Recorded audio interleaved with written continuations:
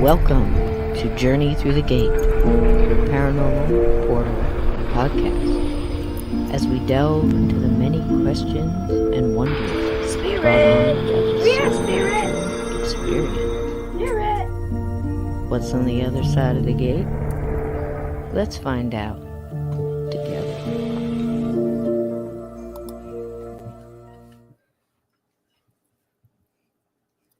Hello, you wonderful gatekeepers out there. Happy holidays, however you choose to celebrate, whether it's Hanukkah or Festivus for the rest of us, or Christmas, or whatever you're celebrating. We hope you have a merry one. And welcome all you wonderful mods and gatekeepers in here. First things first, we're going to send some really good healing, warm love energy to Shauna and Blue tonight. And anyone else that is hurting or missing someone or feeling a little down, we want to send you some good healing energy and some love. Come on in our chat. Sit here and stay a while. Pull up a hot cup of cocoa and put a little Southern Comfort in it. If you hadn't had that, I'm telling you, you are missing something. I'm going to bring in my wonderful good buddy here, and he looks like he's got the holidays all figured out. Look at you, darling. Hello, ho, ho. Ho, ho, ho, baby. This is about as festive as I'm going to get. So. Festive. You look wonderful. Got my festive scarf, with your buffalo plaid. I don't have an ugly sweater, kitty. but I've got an ugly Christmas That's t-shirt. Fantastic. I think it's adorable. And I'm wearing my Grinch pants. You can't really see Grinch them. pants. Oh my goodness. That's fantastic. That's fantastic. I didn't get the memo. I would have dressed up too. I just got my. I figured you were. I saw that thumbnail. I found my Santa hat today. You know, I should have dug it out. I'm gonna be honest. I have not unpacked the doggone I buy thing one yet. Every year, but I actually found one this year. I must have 12 of them. I haven't unpacked the thing yet. I've been working so much. The podcast and working on, videos, doing all that stuff, research. That Christmas Carol, which I am releasing, it's a premiering on 8 p.m. Wednesday night. If you're doing a little last minute, making some peanut butter or some cookies or getting ready and bake it in the kitchen, put it on. It's safe for the kids. It was a CBS Mystery Theater done in the 70s for 70s radio, so it's clean. And I did a piece, everything from the original, first edition Charles Dickens book from the original illustrator there, all the way through. I've got at least one piece of every edition that's been done in movies and some of the big theaters, cartoons, and some of the great books that and things like that. So all the way through the whole thing, there's a piece represented from all of those editions. So I hope you enjoy that. That's Wednesday night. How you doing, sweetie? Is it cold? Good. It was 10 degrees this morning when I got up. It got up to like almost 40 today. And I think tomorrow's more the same. Let me look here. Probably not going to get a white Christmas, but we'd already had some snow before Halloween. Nope, Sunday. It's Christmas Saturday or Sunday. It's Sunday, isn't it? I believe it is a Sunday, yeah. Low Can y'all hear me out there okay? 46. Sound great on that new microphone system. Yeah, baby. Look at that. Look at that. My new blackout Yeti. You look great, Steve. Lots of bacon for you. Lots of bacon for you. Hello, all these wonderful people. Would you like to say hello to some of these wonderful people? Hey, Lindsay. Hey, Ted. Hey, Glenn. I've got Yvonne. Hello, 3 babe. monitors, 2 phones, 1, 2, 3. one microphone, and 1 a-hole, and I still can't keep and track of everything. Let's see. 5-5's not too loud. Good, Yvonne good. Thank Conte, Glenn Dannison, Ted Branson, Grey Wolf Paranormal Wednesday, Vixen Doe. Now I will be having a live stream over on Missing Persons and Mysteries Christmas Eve. So we don't want to miss that. I'm going to do a live reading of "'Twas the Night Before Christmas." Oh, that's fantastic. Hey, Donnie, Donnie that's Cho's here. fantastic. We're Yeah, somebody doing asked me to read a Christmas Carol. That thing is long. That'd take a couple of hours to read it at would. least. It would. It is long. Yeah. "'Twas the Night Before Christmas" is a huge deal, and that was written. If I'm not mistaken, wasn't it an advertiser who came up with that? Somebody for I Coca-Cola I when think Coke so. started putting, the Yeah, the Coke was the Santa. first one to put Santa on stuff, I Right. think. I think so But too. Hey, Caillou. Hello, sweetie. Welcome, welcome, welcome. but yeah, we'll Welcome to be over everybody. there. We got some other stuff coming up. Been playing Christmas audiobooks on 13 past midnight for the Fantastic. last couple of days, just putting them out in the daytime if you're doing any last minute shopping or you got kids, grandkids, great grandkids, or you just enjoy Or uh, just the neighborhood kids. Christmas stories. Put it Yeah, on a bullhorn or some it's speakers. You got some Bose speakers in the garage. Open up the garage door, put it on 11, I've got a and play it Marshall for the stack. neighborhood. I could put that Play it out for on the the porch neighborhood. and shut the neighborhood down, or About they'd 3 shut o'clock me in the down. morning. Yep. That'd be great. Who's Steve Stockton? What's going on? Waking me up at 3 in the morning. That'd be great. Yep. Yeah, Yep. you'll We don't advocate have to for. come bail me out. Oh my goodness, what's going on here? Somebody's got. I don't understand all this 50 Celsius. Dolly And Snyder's here. look at this. Expecting negative 50 degree. Oh my gosh. I was talking to Tiger Lily. She thinks she's Oh, going to get hit with that blizzard that's in the Midwest. They're predicting minus 28 degree temperatures and I think like 50-mile-an-hour winds well. and possible power outages, of course. So, Oh my goodness. Get your generators, get your solar generators, get your get your I've rocket often wondered stoves, get now your why can't you hook up an electric blanket, lay it on top of your car, put a tarp on top of the electric blanket, plug it in, keep snow off your car. Tell me why we I can't do think it that. would work. Why can't we do that if everything was covered, right? Why can't you do stuff? I saw a guy clearing his driveway, first snow before it gets hard, with a leaf blower. Just, gone. I don't recommend. Oh, my goodness. Okay, sweetie. Hold on. There's skin under there. Somebody come up here to say hello. Oh, my goodness. I love it when the cat climbs my leg like that. Now, There we hopefully, go. Bittens Uses is your not leg in the like a room stripper tonight pole. unless she's hiding. But See, the hi. other night I was on Hi. Phantom and Monsters with Lon Strickler, Look and at right that. in the Is middle that I was handsome? telling some story, Yeah. and There's your Bittens Christmas knocked spirit. a half-empty box off the table Where over you here. going? Big crash bang. Where you going? Catheta the Gray was This there, way. and she loved it. They don't. But yeah, cats always have a way of doing things at the most Look at that fish. inopportune moment. Look at But that you fish. gotta love them. Look at the face. Look at that much. Look at that bottom. Look at Ah, that. Yeah, look at that. Oh my goodness. Okay, go. Go. Where you want to go here? Come on. Here. Well, Kelly, I there you don't go. There's remember a if I said blanket. hi to you or not. I think I did. I think I'm caught up. Are you kidding me? Hey, are you kidding me? How you The, doing? the Well, it's Greek good to see Elvira. everybody in. We got a crazy show for you tonight. We're doing a little bit of this, a little bit of that. I wanted to check this out, Steve. Now, this is a new system, guys, so bear with me. I think I can do this. Let me see if I can. Hold Cisco's beer. Here she goes. Here we go. Look out. Look out. I think I might be able to do it. Can you see that, guys? Yep. You see it too? The Mad All right. Gasser of Mattoon, Illinois. One There of my we go. favorite strange happenings. Yep. We're gonna be talking a little bit about that. Oop. And Wait the a show minute. was originally titled, what was it? Headscratchers, Mad Gassers, and Ass Grabbers, but we Butt cleaned it up grabbers. Butt grabbers. We cleaned it up a little bit there. Yeah, and yeah. And that is the thing. I Googled that phrase. I was trying to think of something that would match all that. I put in butt grabber, and there was a serial butt grabber. Where was it? Cisco, Chicago, or New York, or something like that? Well, I Some guy think was both, tell you the truth. I think it, running around one thing grabbing started butts. off another. Copycat. Yeah, copycat butt grab. I mean, that's the thing. I mean, I've been watching that go down in bars forever. And the best thing was when I watched Ghost do it. Yeah, click, go, boom. That's right, baby. But it was just to watch the ghost go through and do things like grabbing a butt and watch the woman turn and smack the guy next to him. And he has no idea why he just got smacked, and just go right down the whole bar and do little things like that. Tap somebody on the shoulder and have them turn, or, when they drop something in like a peanut in the beer or, just out of nowhere. And it was really strange because I don't ever remember see the peanut lift from the bowl to the beer, just drop into the beer, almost like it was ported. I mean, if I was a ghost that learned that stuff. That's what I do. I'd level people. Yeah. I was talking to my friend Kels in South Africa today. I don't know if she's in the chat, but she's going to watch the replay. Oh, great. She said here lately she felt like a reverse poltergeist. She's gliding silently through the house, putting things back where they belong. That's funny. That's funny. Good stuff.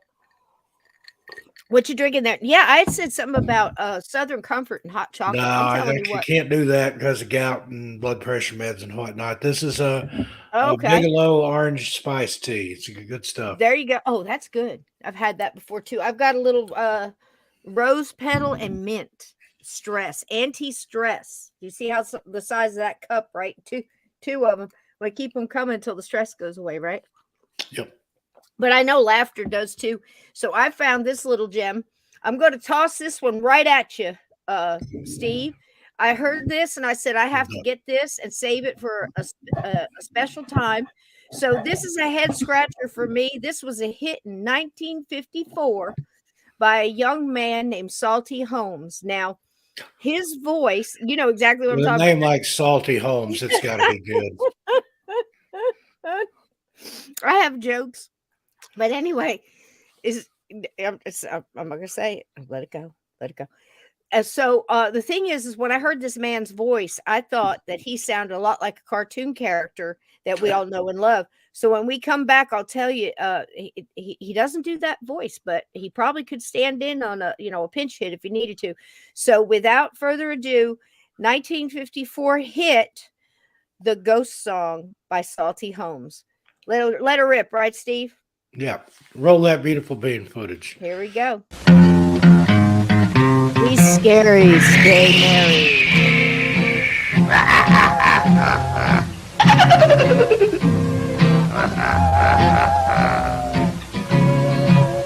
Now on a dark and stormy night, not a star was in sight.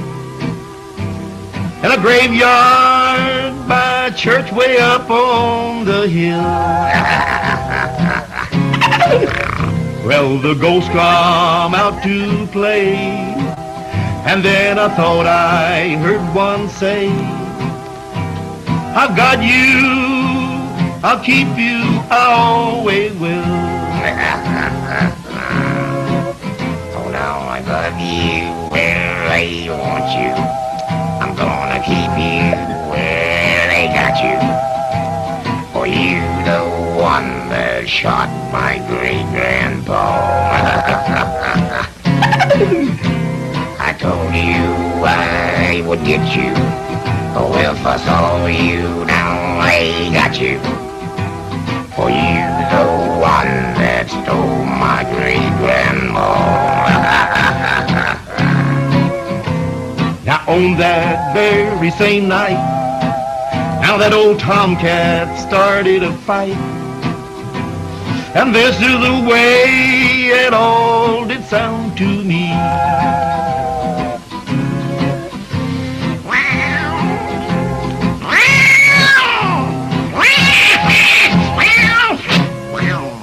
Now you know I couldn't stand there. I didn't like them cats, you should know that. Didn't like them ghosts either, so I looked down at my feet. I said, feet, now come on, do your duty and carry me home. But that old ghost looked up at me and said, oh, now I got you where I want you. I'm gonna keep you where I got you. For you the one that shot my great-grandpa.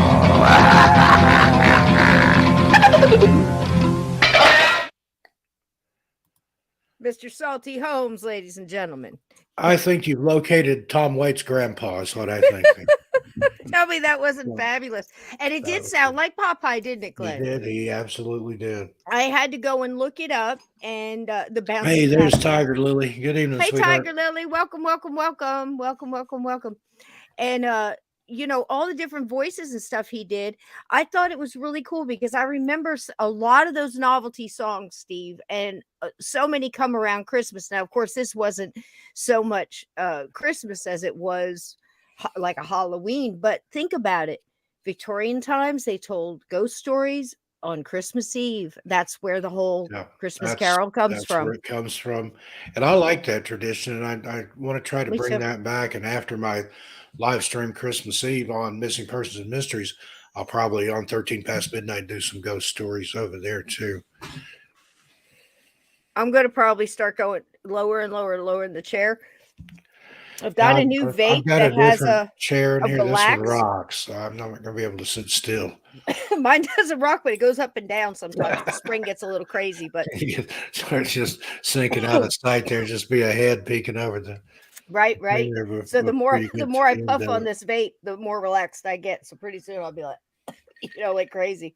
But anyhow, that was cool. I just had to save it, and I love the Be Merry and Stay Scary. It was just wonderful. That reminded me of the tea, which is stay calm and drink tea. That's where it came from, because during the war in England, they drank a lot of valerian root tea, which will knock you on your, talk about right on your butt. Valerian root is what they make Valium out of. So see, you guys are missing out if you don't know your herbs and your teas. I'm telling you what. That's right. And cats love it too. And they say that it was valerian root. There was somebody who let a lot of rats and cats out. Was that St. Patrick? That was snakes, wasn't it? Yeah, that was snakes. The other thing, the Pied Piper of Hamelin that carried all the rats out of town, and then they refused to pay him, so he took the kids and made them disappear, or put them in a cave or something. There's 2 or 3 different versions of that legend. There was somebody, does anybody know which one I'm talking about? Something about cats that followed somebody around, but the thing is they had valerian root in their pockets, because cats will follow you if you have that stuff. So there's Chris Jarvis. Hello, welcome. I was in the other room and thought I heard Popeye trying to sing.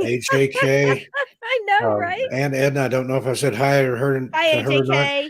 Aunt Edna bought one of my merch shirts here. And I'll show the full picture on my Christmas Eve stream, but I'm going to give you a little peek here. There's Aunt Edna. Oh, wonderful. Oh, and it says, sweetheart. Steve Stockton is my spirit animal. Oh, that's great. Her husband got kind of mad at her. She's like, who the hell is this guy? Why are you wearing his shirt? Yup. There you go. Who's that guy? Who's that? Oh, she's got it on. She's got it on in her avatar there. Look at that. That's great. I love it. Thank you, Aunt Edna. We love you, baby. We love you. Good to see you, sweetheart. Pied Piper. That's what I'm thinking about. Pied Piper, maybe, Pam Smith? Could be. But somebody had cats, trying to lead the cats to get the rats, because the rats were causing a plague or something with their fleas. I don't know. It's all broke up in my head. I sent Tiger Lily an interesting fact yesterday that I saw on Twitter. It said worldwide there are 600 million cats, and there are approximately 5.2 million people in Scotland. So if all the cats in the world decided to invade Scotland, each Scot would have to fight 114 cats, and the person didn't think they would be able to do it. Wow. That's if the cats take over, then we're all done. All these questions. And then she goes around and wears the gatekeeper shut the fuck up cake. So we're baking you shut the fuck up cakes over here. The gatekeepers. Where's my little kitty? I got so many stickers now with these things. Hard to find stuff. There she is. Baking you shut the fuck up cakes. And don't forget our blessings from Sister Felicity Immaculata, Mother Spirit of the Order of the Eternal Indifference. Send you blessings on this day.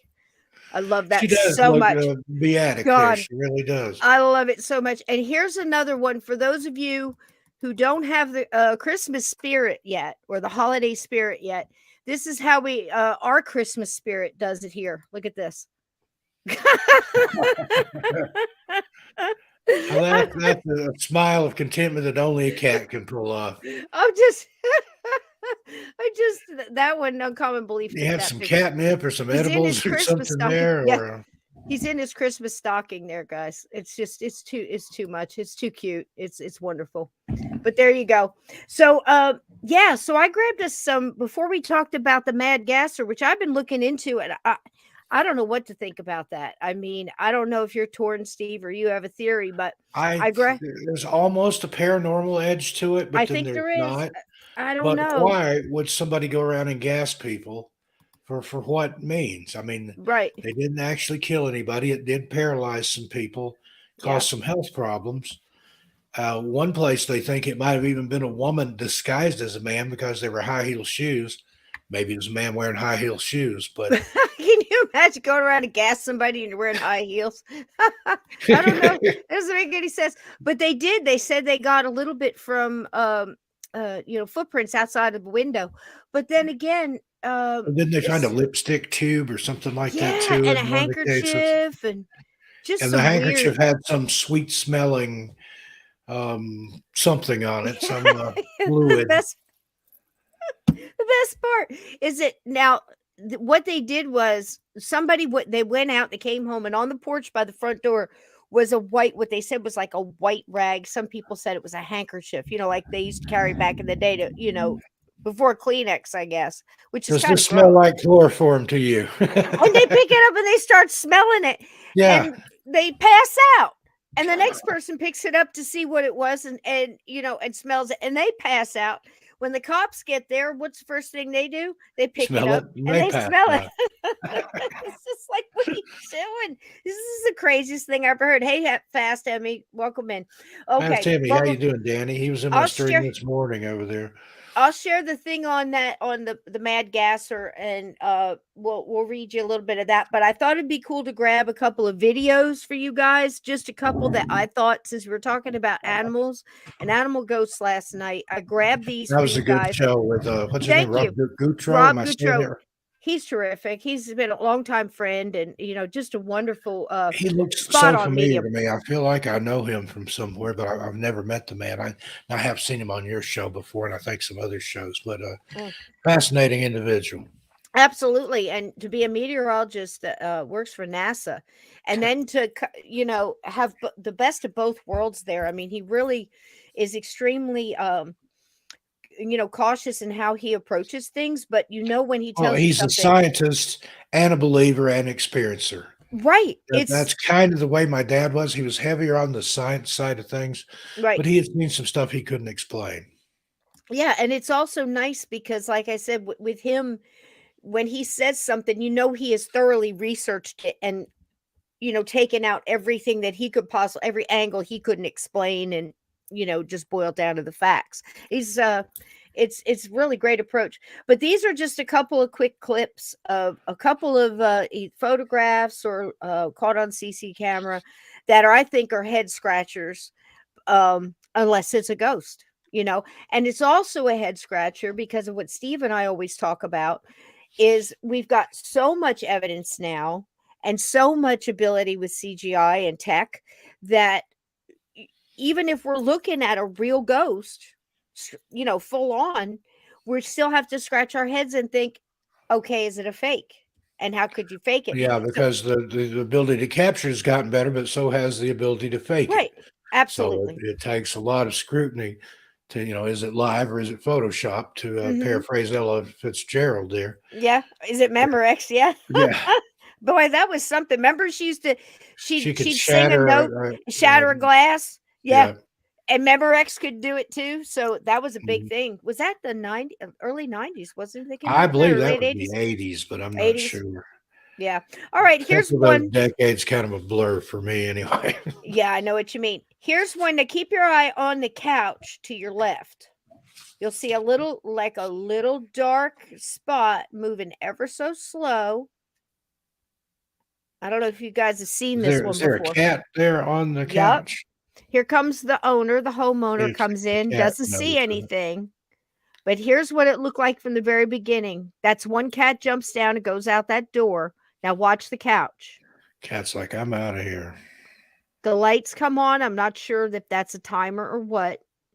But do you see on the couch starting to very slowly materialize? And it's not a burn because look, when the lights come on, that night vision camera stops. And this is the one you saw earlier. Looks like a full cat sitting there. Isn't that something? Well, that wasn't a cat sitting there? It was a ghost cat. Now the Oh, owner wow. came in, and the owner was the one that posted Yeah, this. I see. Now I was looking in the There wrong she is. place. I know. She And doesn't acknowledge the cat. she doesn't, and she's the one that had, a security camera and caught this. Now she says that she never saw the cat on the couch when she came in. She was looking for something. You see her looking on the table here next to the couch. And she did say that they had a black cat that used to sleep there all the time, and it The had cat came passed 4 back. months before. The cat came back the very next day. Yep. So let's watch it one more time. Now that you see that she doesn't acknowledge it and the cat doesn't, that's odd. Yeah, For the and I cat thought it not was to a real turn cat around. too. It looked too real to be Yeah. a ghost cat. She's also touching that, the way she comes in and she kind of touches Now the look door. at that. It just fades You in. can see through. You can see Now, if through. it had jumped up there, it would, Right. there'd leave a blur or something, I would think. Right. And you can also see like almost the fringe from the pillow right through the kitty. Yeah, I can see like the other end of the couch looks like. You guys see that? Yep. Yep. Ghost cat. That's right. Now watch the cat's ears when she comes in and touches that door. You know it made a sound. Just her presence coming in the room. And the cat doesn't turn around and acknowledge her. Do Wow. you see that? Now this is from the beginning again. Cat jumps The down. cat's like, I'm out of here. There's a ghost in here. That's freaking And then slowly the cat just materializes there. Slowly. Yep. There it is. Yeah, you can see through it. It's transparent there. I just love this one. Yep. And Now when the lights it's come on really solid. formed. So I don't think that it's a play on. There's the same. I wonder why. I mean, she comes in, she's kind of scratching her head. Did she hear a noise or Maybe she something did. weird or heard a meow or something? Maybe she did. Now that one was real quick. I'm going to explain real quick. That one was a video that somebody took in their house and said that they thought there was a ghost dog looking in the window. But for me, it was more like pareidolia because there were so many splotches on a rusty screen, a dirty window. Yeah. Do you see what I'm saying? But this one has some meat on the bone. Look at this. No, but I guess pun intended. Why not? It's because it looks like 3 different ghost dogs coming to play with these other dogs. Now look at here. Well, This is a there's real trip. even 2 or 3 more in the background. Looks like they're all coming down the driveway. Yep. Now you'll see a better picture here coming up. This is obviously through a screen. Yep. And you can see how they look solid. And get close there's up here in a minute. at least 3 dog figures, maybe a 4th one, and then those 2 taller, whatever they are, seem like people. Yep. Now this is the blue dog, the Phantom blue dog. I don't know if you guys know the story, but back in the days, like late 1800s or something, this guy was coming back from the tavern, had his large dog with him, and he wound up drunk and got mugged, but the muggers took off without getting all the loot and going back to his house and getting what they thought was also in his house. The dog was killed and the man was killed. When they came back to finish the job, they were scared away by a phantom blue dog, and this dog is seen all the time on the road. Now, I see a chain hanging off of him. I cannot explain that, but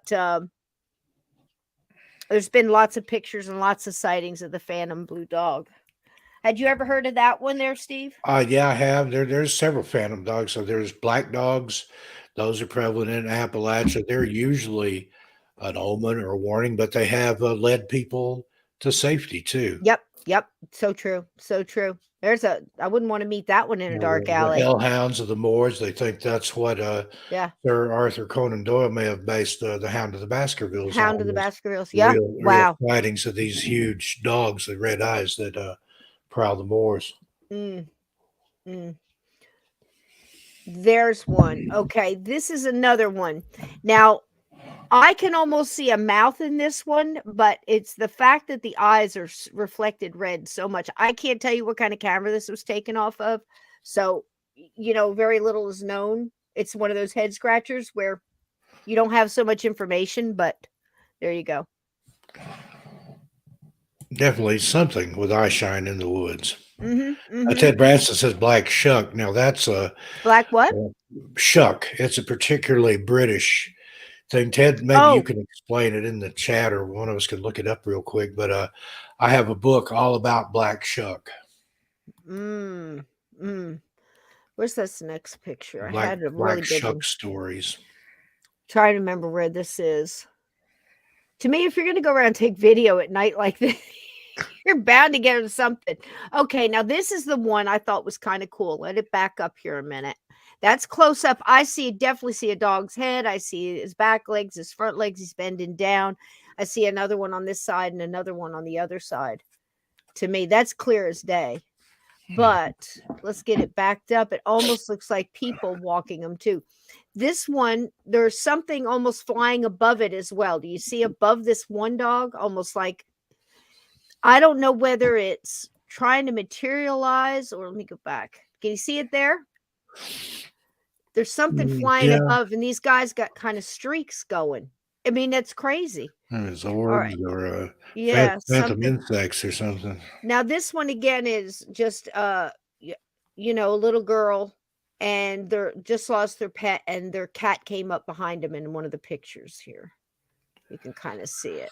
Now, in that picture you had up there, that was indeed black shuck, also known as old shuck or old shock, or simply shuck. It's the name given to a ghostly black dog, which is said to roam the coastline and countryside of East Anglia, one of many such dogs recorded in folklore across the British Isles. Wow. Now, that one there, I've seen that one before, the one in the restaurant. Yeah. That looks like a wolf dog or some kind of This one hybrid, right or here. a Now this, Slavonian or a German Shepherd. It's got yeah, I fangs, and mean, it's not happy. yeah, it's the thing is this guy didn't see the picture right away, and Yeah, he was addicted to drugs. He thinks it's a demon that's attached to him yeah, and keeps it in his and pocket to stay sober, so he doesn't go yeah, back to that. I've heard other people, Changed his life. mediums and whatnot, say that it's some kind of demon that's attached to him.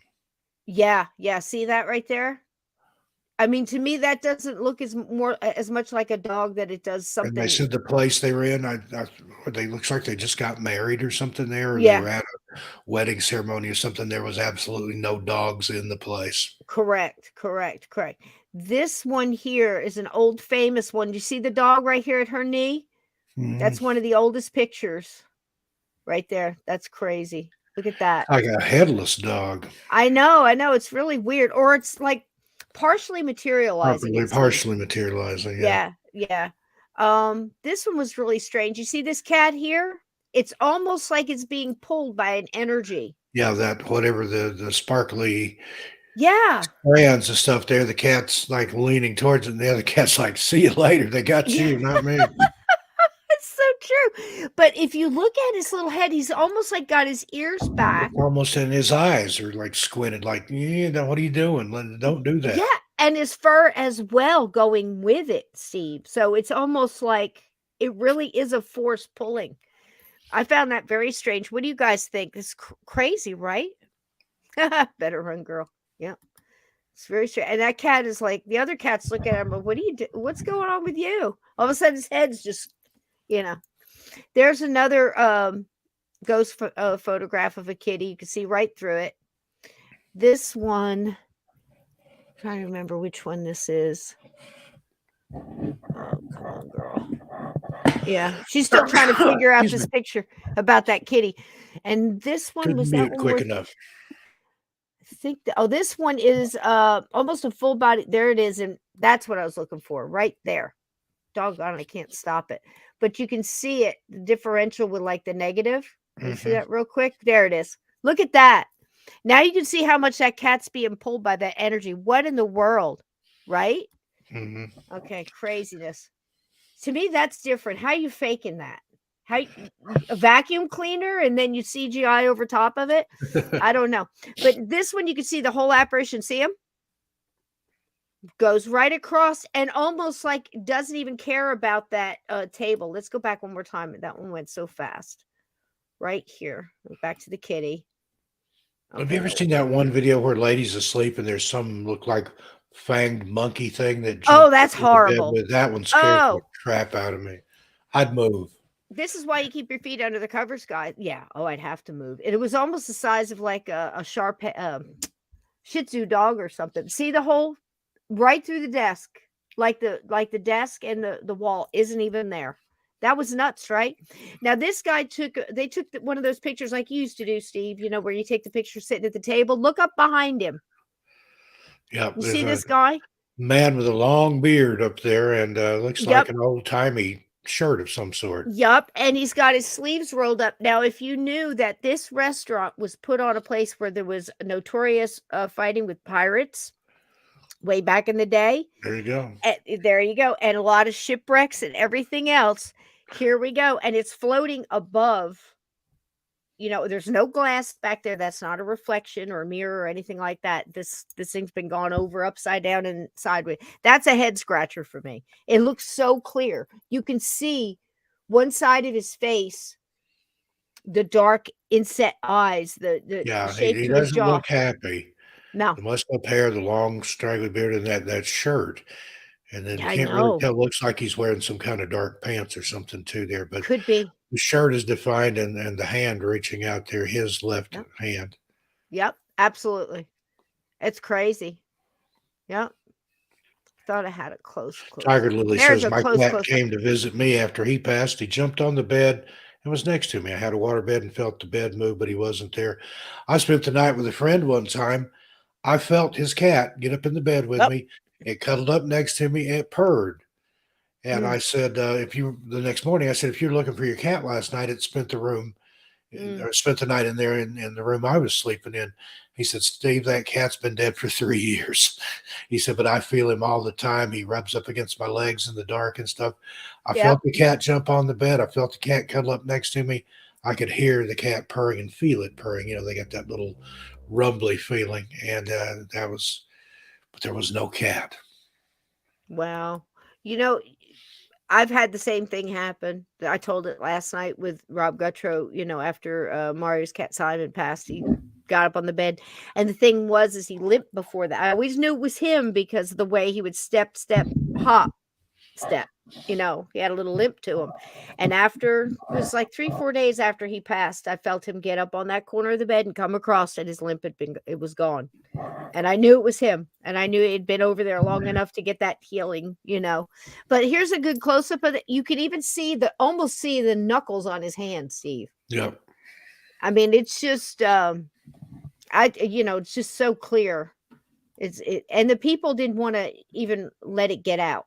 Now, this one, are we seeing an alien abduction? They see something, they look around, see how they're looking. Now, watch what happens to her. Watch what happens to her.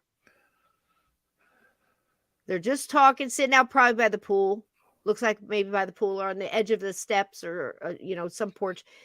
Look, watch this. Watch this. What's going on? What's that sound? They hear or see something. They look up.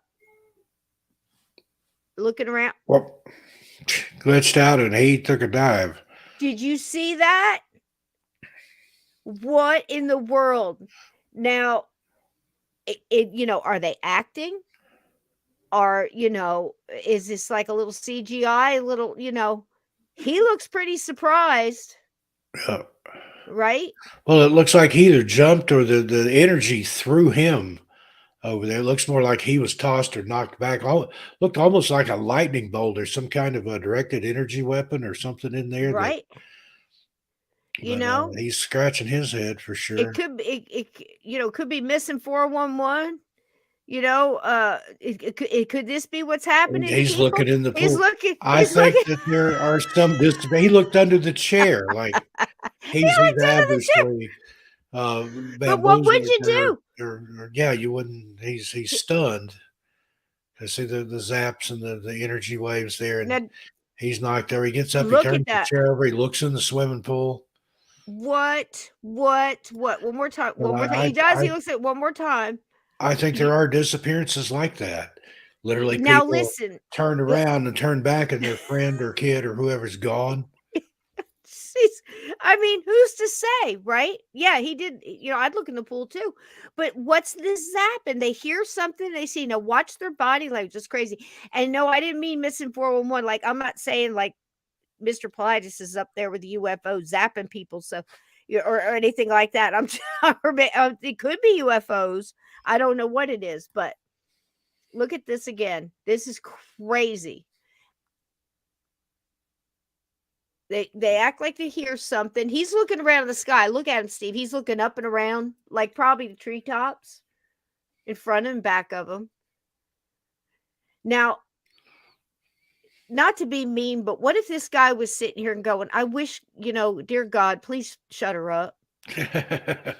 Or, I wish I had never married this woman or something like that. And then it happened. Can you imagine? Remember Home Alone, one of my favorite Christmas movies. Kevin wished his family would disappear, and they did. Oh, did he? Yeah. I guess he did. Think about it. Knocked him right out of his chair, Steve. Right out of his chair. I don't know. I love the part though where he looks under the chair. He goes over and looks in the pool. Of course, he was knocked on his face for a while. What? He might have thought she went in the pool or something. Wow. But it looks like there's some type of energy or something there that knocked him completely out of his chair. Now he's looking for her. He's looking around. What was that? What was that? Where'd she go? The chair's still Hand here. on the hip? I don't know. Scratching his head. Nope, not under the chair. Is she in the pool? Nope, don't see anything in the pool. Let me look again. Look real close. Nope. Not on the bottom No of the pool. follow-up I'm time, out of really. here. It's a head scratcher. We have zero answers. They're either really good actors with, a nice little app on their phone or little CG, who knows what. Well, it's so blurry. I know. That's the thing. If it were crisper and clearer. Yeah. The original is a little clearer, but here's another one. Here's a cow. Now, this could be the cow pulling a trick on us or something, but there's definitely a guy walking around. It almost to me looks like they're smoking a cigarette and they go back into the ground and they come back up again. And the cow's like, WTF. Right? The cow's sitting there blinking. Now, the weird part is almost looks like the cow's head. Look at what's going on with the cow's head. Is it turned?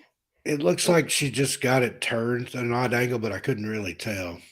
Right there. She's watching the people. She sees something. She sees something. There's an empty chair. The empty chair gives a whole new meaning to it, doesn't it now? CGI has to be CGI. Could very well be. Could very well be. But then we would say that if we come out of nowhere. Yeah. And something is lighting the cow in the part of the tree there. So it looks like there's like a lamp or some kind of light out there. Right, right. Not lighting those people. Right. Oh, that's a good point, Steve. See, all of a sudden he must turn his head. I can see his eyes. It looks to me like there's 2 or 3 of them there. It does, doesn't it? There's at least a couple of people. I don't know. That's just so weird. Scariest place you ever been? So, that's a wheat field. I was going to say cornfield, but that's wheat. I don't know what he's looking for in the wheat. I guess this lost guy right here. Kind of remind me of the story of David Lang. You ever heard that when the guy was crossing the field and disappeared in front of a judge and another guy that was coming up the road and his wife and kids? Now, supposedly that's been debunked, and they say it's an Ambrose Bierce story, I think, or somebody wrote a story called Problems in Crossing a Field or Troubles in Crossing a Field. But which came first? It was supposedly in the newspapers and things at the time, although people haven't been able to find an article or anything. And is this a ghost dog sniffing somebody's butt? What's going on here? I didn't mean to stop it there, but okay. Well, it was but maybe we should just change it from butt grabs to butt sniffers. There you go. So, here we go. Now you tell me what's happening to this dog. Now, hey, Big Cole. Hey, Big Cole, welcome. We're just having it's Monday Madness. We're having some laughs. Just come on in, pull up a chair, and don't mind us. We're just having some fun. So anyway, you see what this dog's about to do. Now, I'm wondering if this is just somebody that's had it with dogs doing this or what. But watch what happens to this dog.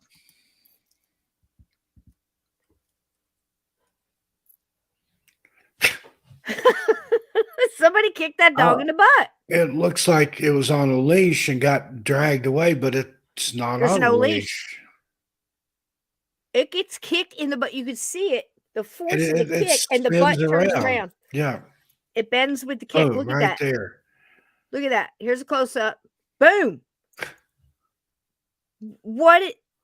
What in the world? Now, there's nobody attached to that dog. There's no strings or anything else. Now, this one I threw in because I thought it was weird. I wondered if anybody ever thought about this.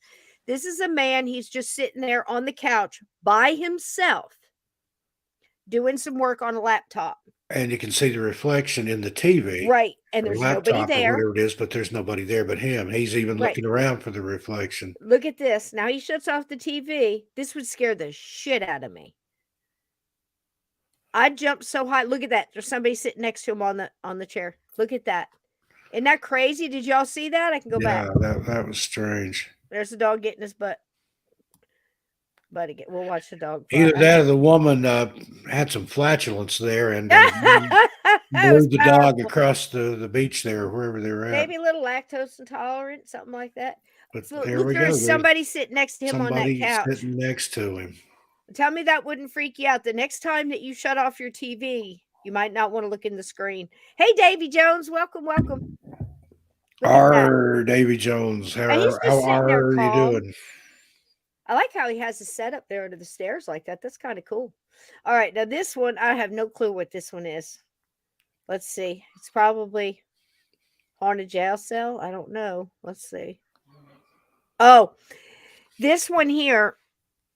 It's just the shadow figure in the window. Now, I thought it was really way too solid to be for real, but almost like a cardboard cutout kind of thing. But before and after, they have shots of this, and there was nothing there. So again, could it be fake? Like Duke's Top 5 says, you decide. But there's this story I want to tell real quick. I thought it was so cool. So there's this little boy. Now, we've talked about reincarnation before, but I just love this story. I thought it was plus it's nostalgic. This young man was born, and his mom and dad said he had a lot of problem with night terrors. And again, we assume when people use the word night terrors that it's more than just a nightmare. It's more than just I had a bad dream. This is, terrors that last a while and take a while to come down from, and the anxiety is off the chain, especially when young kids do it. And that in a lot of cases, these reincarnation cases, during these things, if the child can speak or has any kind of vocabulary at all, they start saying things that make people think that they're almost reliving a death from a previous life. So much so, it's like with the young man who was saying the cockpit is on fire, or I'm hit and we're going down, mayday, mayday, saying things like this. Well, that sounds like a pilot going down, quite possibly in a war or something like this. Well, in this case, this young man is born. They said that he was, ahead of his time on everything, lifting his head, rolling over, pushing himself up, pulling yourself up. As parents, we've all seen those lists of these are the things that they should be doing around this time. Well, he was ahead of everything. And he, growing up, he started, of course, having these night tremors and everything else. Now, he was very good at things that were older, would have been for, older, like games and things like that, ahead of his time and stuff like that, and reading.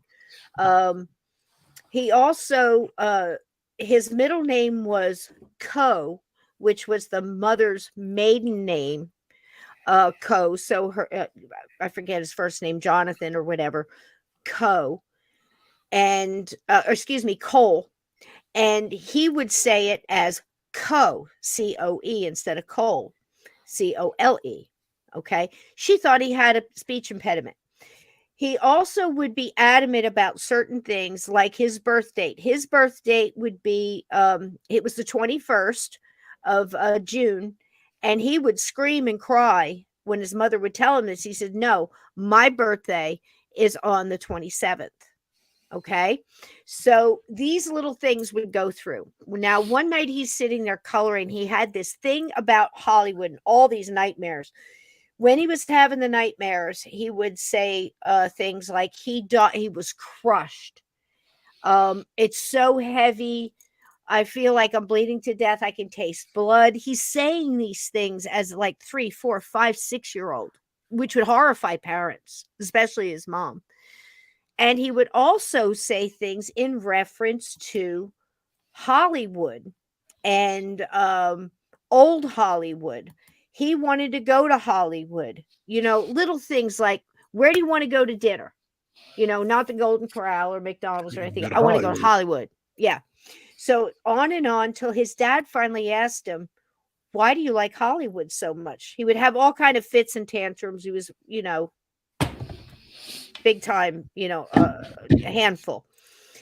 He said, because that's where I work. His dad would say, okay, you work there. What do you do there? I work in Hollywood. We're real busy. I work on movies. Oh, what kind of movies? And he'd name a couple of movies the kid never heard. He keeps coloring. He's naming all these things. Well, over a series of questions, which I applaud parents that do this, instead of just shutting the kid up or telling him he's, doesn't know what he's talking about, or you just had a dream, they're inquisitive and they're asking questions. Finally, the dad asked him, were you an actor? He says, oh no, actors are hard to deal with.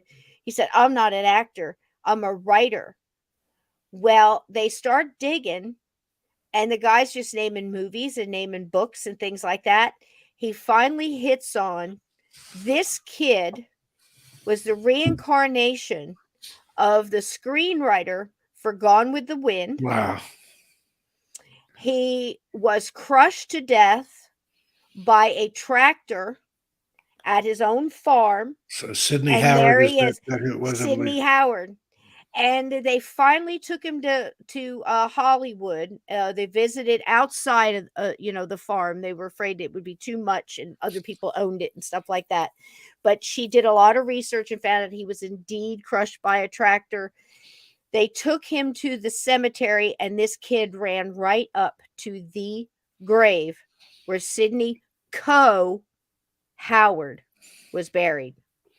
And that's why he kept saying, not Cole, was his middle name. If that isn't a head scratcher, there's just I don't know what many is. times when my daughter was little, she used to wake up. I mean, she was just a tiny thing.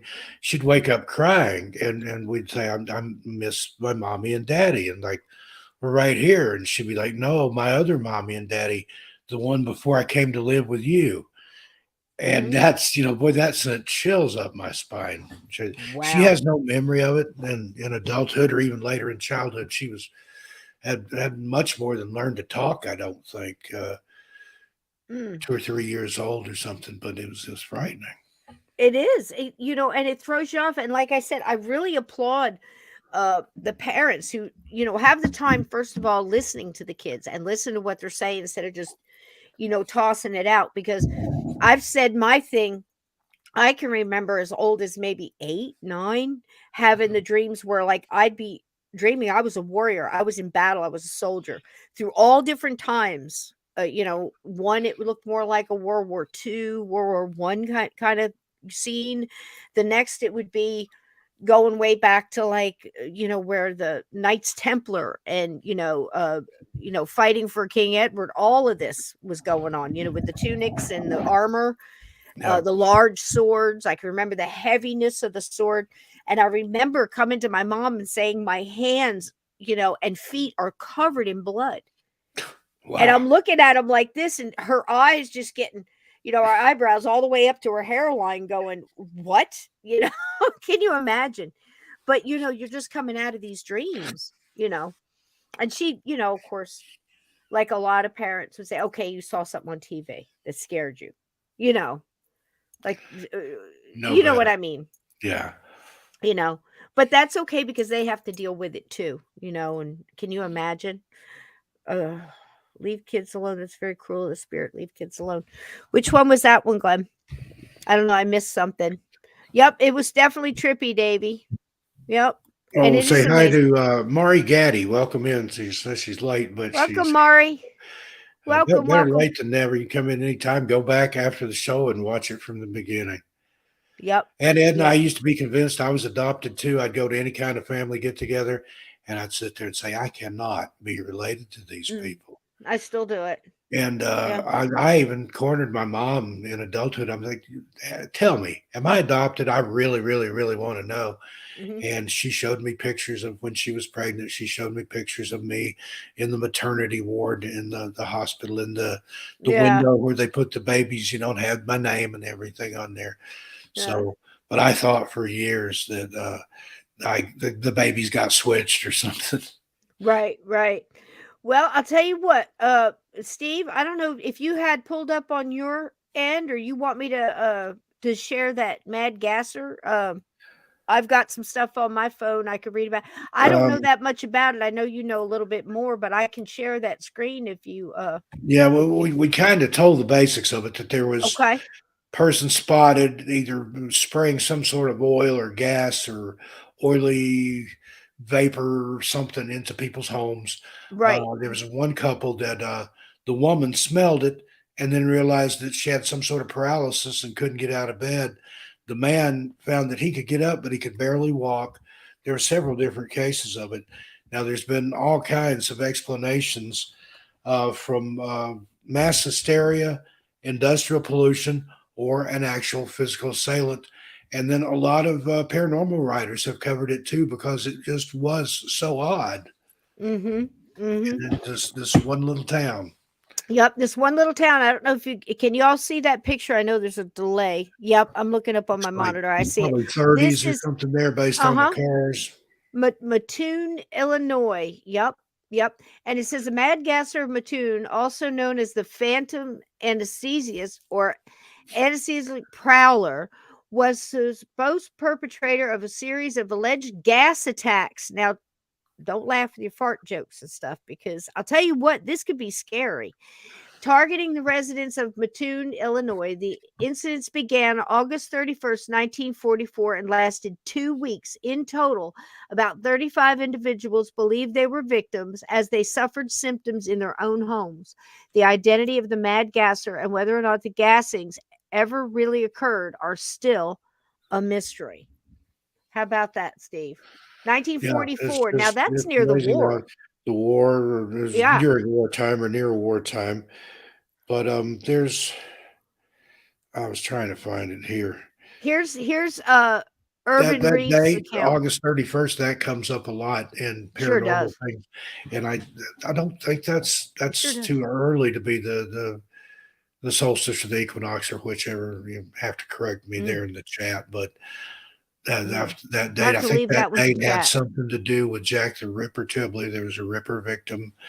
Let me Mm. just Google it here. But as soon as I You go saw that ahead. August 31st, yeah, I'll but read they this they paragraph. still try to attribute it to mass hysteria, the debunkers and experts, and I don't I just believe don't. that. I don't You had think so either. witnesses. You had the oily rags that the cops smelled Yeah. and passed out and everything. That's not mass hysteria. Right. Right. Here it says here, Yankson, Germany. Let's see. This is when they're calling him proud. On Thursday, August 31st, Urban Reef awoke to a strange smell in his bedroom that soon became so overpowering that he became physically ill. He woke his wife and she wondered if there might be a problem with the pilot light in the kitchen. Well, that'd be my first thought. She decided to get up and check it, but she found that her legs would not move. Thankfully, these symptoms went away in a short time. The pilot light she found was working perfectly.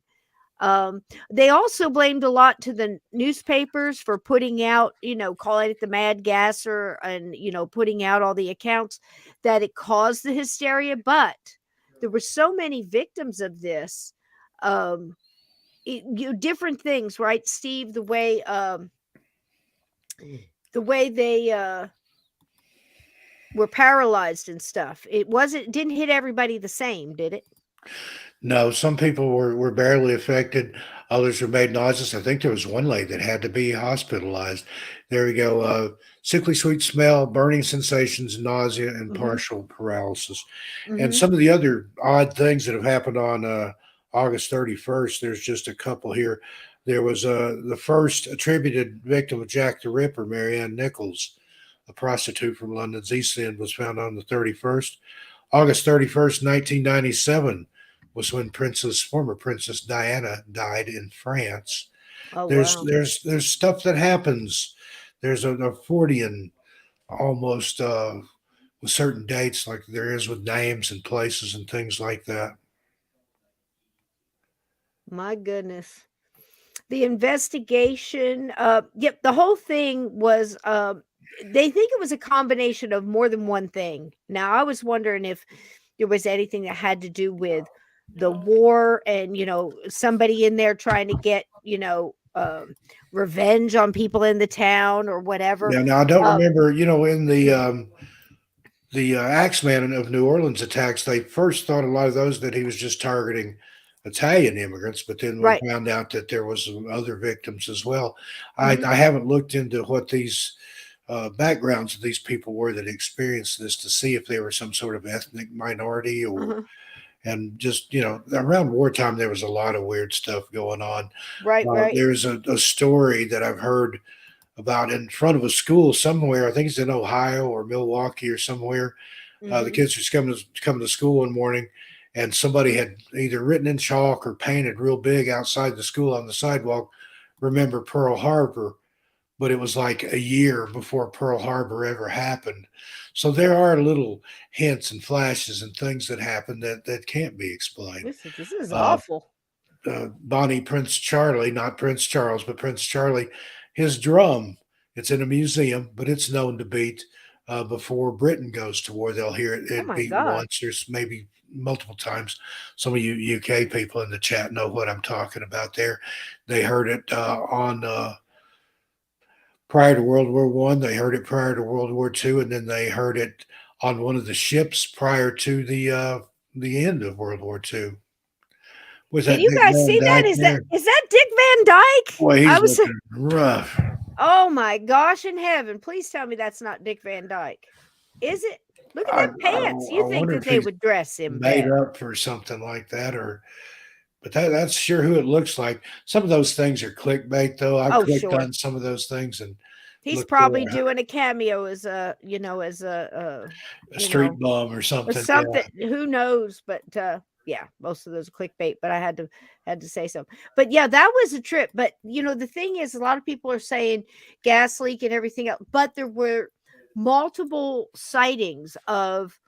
One There person were said it looked people. like a woman, like Steve said, in high heels. And then there was a person in a gas mask, a black cape that was seen at the window. If somebody had their window open and At one was putting point, stuff in the and I may window. be wrong here, but didn't one of the people that suffered an attack, didn't they hear what they thought or maybe even saw a woman and a child leaving the area or outside of Yes. the house? Yes. And there were places where it looked like somebody had cut a hole in the screen Yep. door with a pen knife or some kind of knife. It To was poke cut something in the hole. to Yeah. poke they thought, syringe, some sort of syringe or like a turkey baster or something might have been Uh-huh. used to, but whatever it was, it had an odor, but there was no real residue except on some of the cloths that they found. That's right. That's right. And it hit. It either paralyzed people, made their eyes bleed. They lost sight for a short amount of time. Sometimes a day or a little longer. They, were paralyzed in their extremities, their hands and feet, or all their legs from the waist down for more than a day. Can you imagine the terror in this? You don't know how long it's going to last, or where it came from, or how to keep it from happening again. Most of the people, they smelled that sweet odor, almost like you would with gas. But so nobody knows. They thought it was a combination of things. This may be the perfect storm of hysteria caused by the news and not knowing, just like a serial killer. But now you've got this gas. You don't know where it's coming from, right? But if It's you've hard to noticed, say. there are things that just seem to pop out of nowhere, Mhm. run wild for a silly season, a few days, a few weeks, maybe just a couple nights, and then they disappear and they're never seen again. Jim Brandon wrote about that in a book called The Rebirth of Pan back in the 70s, how there's like this cosmic prankster that somehow just turns stuff like that loose. Monsters, mini sters, not ministers, but mini monsters, stuff like this. The original, the I Phantom love that, Clowns AJ. that were seen back in the 80s. Just all kinds of weird things that just happen out of nowhere and then goes away and nobody ever hears about it again. Good night, Fast Hemi. He's got to go And to there was sleep. another specific example that I wanted to point out, and I've lost it in my little tirade there, but I'm sorry, sweetie. no, it was my fault. I can't I was remember. saying goodnight to Fast Hemi. But yeah, that's the thing with this case. I think the big head scratcher for me is from what now I didn't investigate, research it deep or anything. I didn't dive deep into that rabbit hole, but from what I can gather, it was a combination of the hysteria caused by the newspaper. Also, somebody was out doing something. And I think there was also a copycat. Like, Yeah. if you could think in these small towns, you think there's something like that going around. And people And then, do something just to get to read about it in the papers. or, I've been to some you small know, towns, had some cousins like that. yeah. Or what about this, Steve? Human nature. That bitch down the street. Now's my chance. I'm going to get my long Yeah, London I'm going to fog, go my gas her and husband's I'll long, blame it on you the know, gasser. I'm going to throw some nail polish remover in Um, there or something in The the other window. thing I was going to mention is back in the 90s, Monkey Man. Do you remember that was in India? Mhm. There was something called the Monkey Man. I Yep. had like a merch shop at the time, and I had some mugs and T-shirts and stuff made up. But they saw this thing. It was Yeah. almost a Spring Heels Jack type character. He wore Yep. a helmet and a cape. And Mhm. I mean, there was some mass hysteria that too. There was Yep.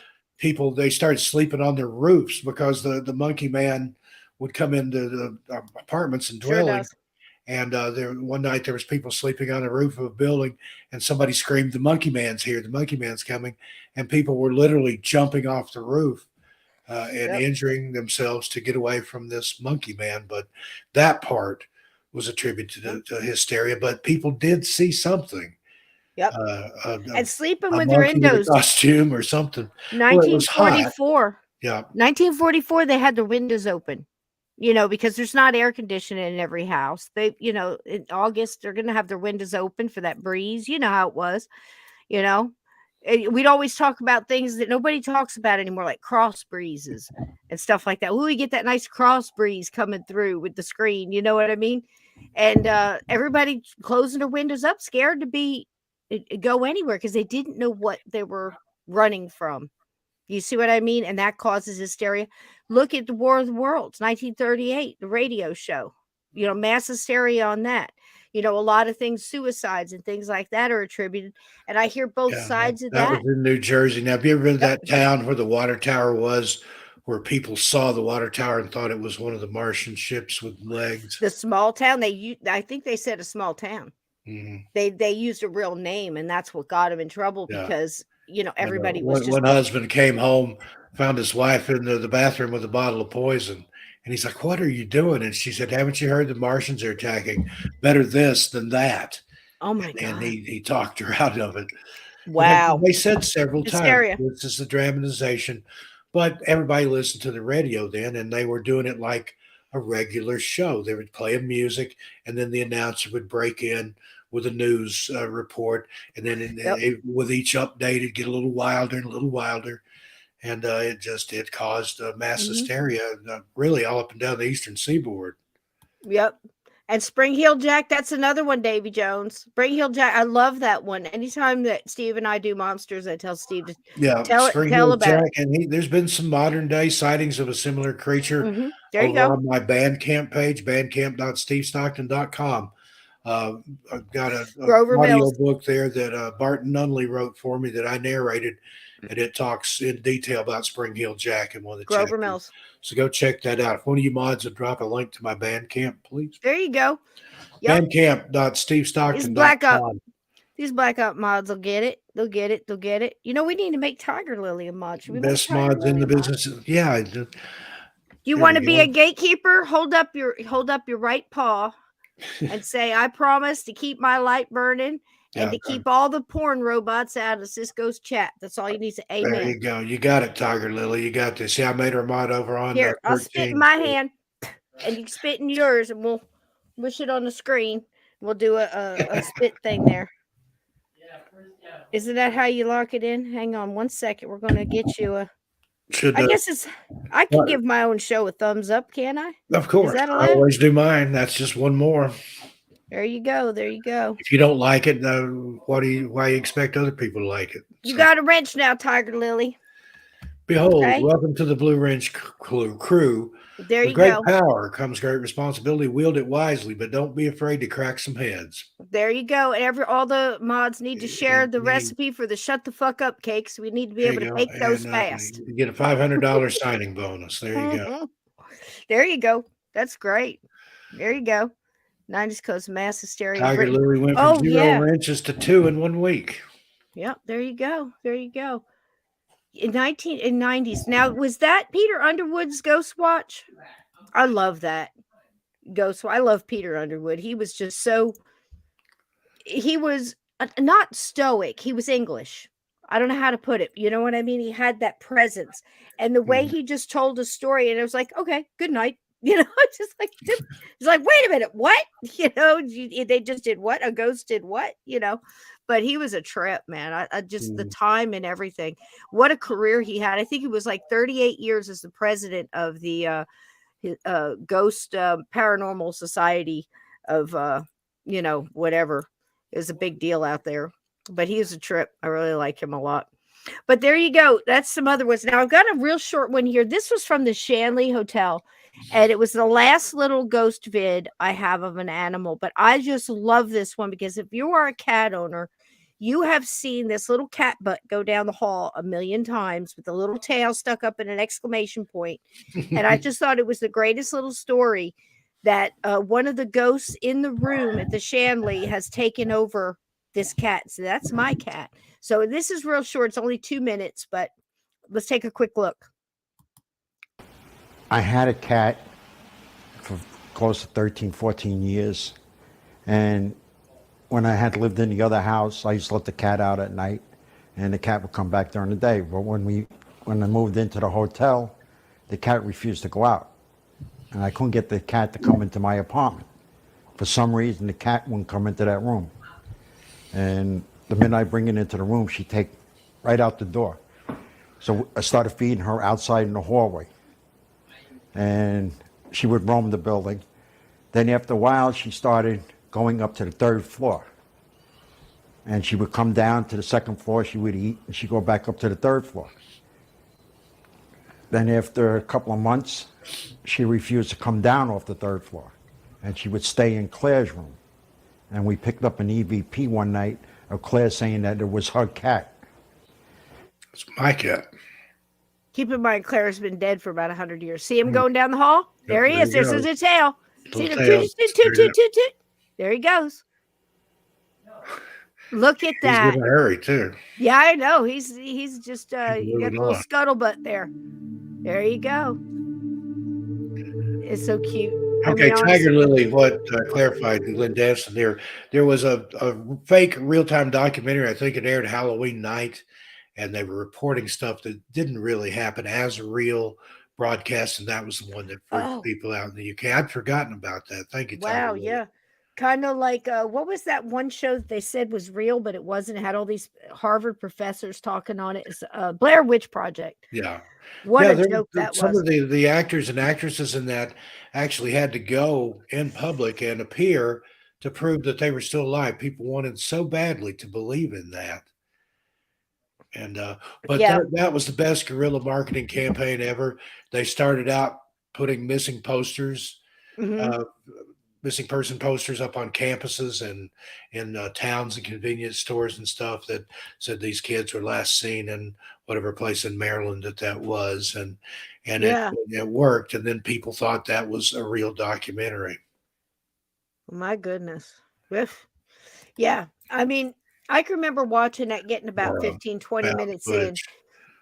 Now, you had mentioned this one, Steve. I don't know if you wanted to. I know absolutely nothing about it, but I read, some of the headlines and some, a little bit of the paragraphs on it. And I don't know if you want to talk about it or not, but I found it very intriguing. And it's this one here. Let me see if I can figure this out. I'm still working through this equipment here. This one here. This is the unsolved locked room murder of Joe Elwell in 1920. Is this the one you were talking about? No, actually, it was another one, but that's a good one too. Is it? Those locked room murders. I mean, that's the thing of Agatha Christie novels and things like that. But it really does happen in real life.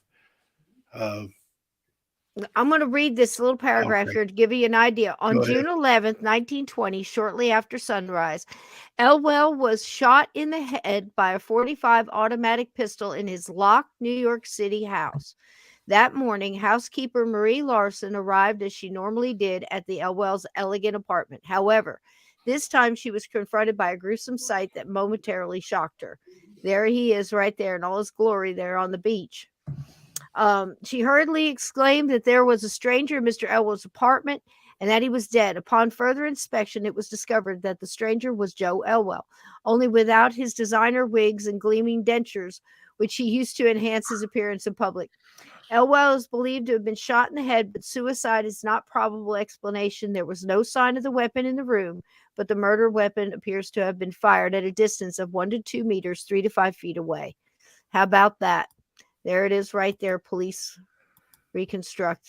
Well, it makes you wonder in cases like that, did they check every door, every window? Did they look in the attic, in the basement, in the furnace room, and somebody could have went out the coal chute? I mean, back then there was a lot of different ways in and out of a house. Out the coal chute. Through the door. Boy, if that doesn't sound like a murder mystery title, I don't know. It does. But there have been some locked room things like that. There was one I read about years ago where somebody had put a block of dry ice under a guy's bed, and it was in like a rooming house or something. And in his little room there with the door shut, dry ice gives off, I think it's carbon monoxide or carbon dioxide or something like that, but it also melts. So he asphyxiated, and then the block of dry ice melted, and there was no murder weapon. Now, it's like they're talking about that wife one. That beat her husband to death with a frozen steak and then ate the steak. There you go. Or ice bullets. Who hasn't heard of the ice bullet? I've heard that too. You know, the ice bullet theory. You know, some people go through. Now, I was watching the other night the earlier version of Fact or Fake. Now, there was a later on version, but in the beginning it was oh gosh, now I'm not James Brolin. He hosted it. And he was like a cheeky monkey when he hosted that. He was like, "Fact or did we make it all up?" You know, that kind of thing.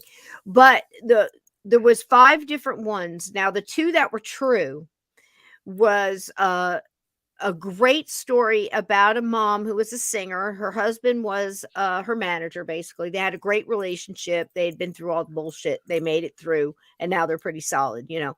Their daughter was teenager, about 18, and she was learning how to do accounting and things like that from the manager dad and helping out. Very tight family. Now they both get a phone call that mom's going to be in town. She's got a layover at the airport. She's going to come meet them at one of their little, let's just say, old haunts. And it's a little restaurant that, you know, just had meant something to the family that had long since been closed down. So the dad pulls up, he's in the parking lot. The daughter pulls up, she's in the parking lot, and they're all waiting. Hey, mom said to meet her here. And they start reminiscing about the good times they had in this little restaurant that was now closed down. You know, I wonder when mom's getting here.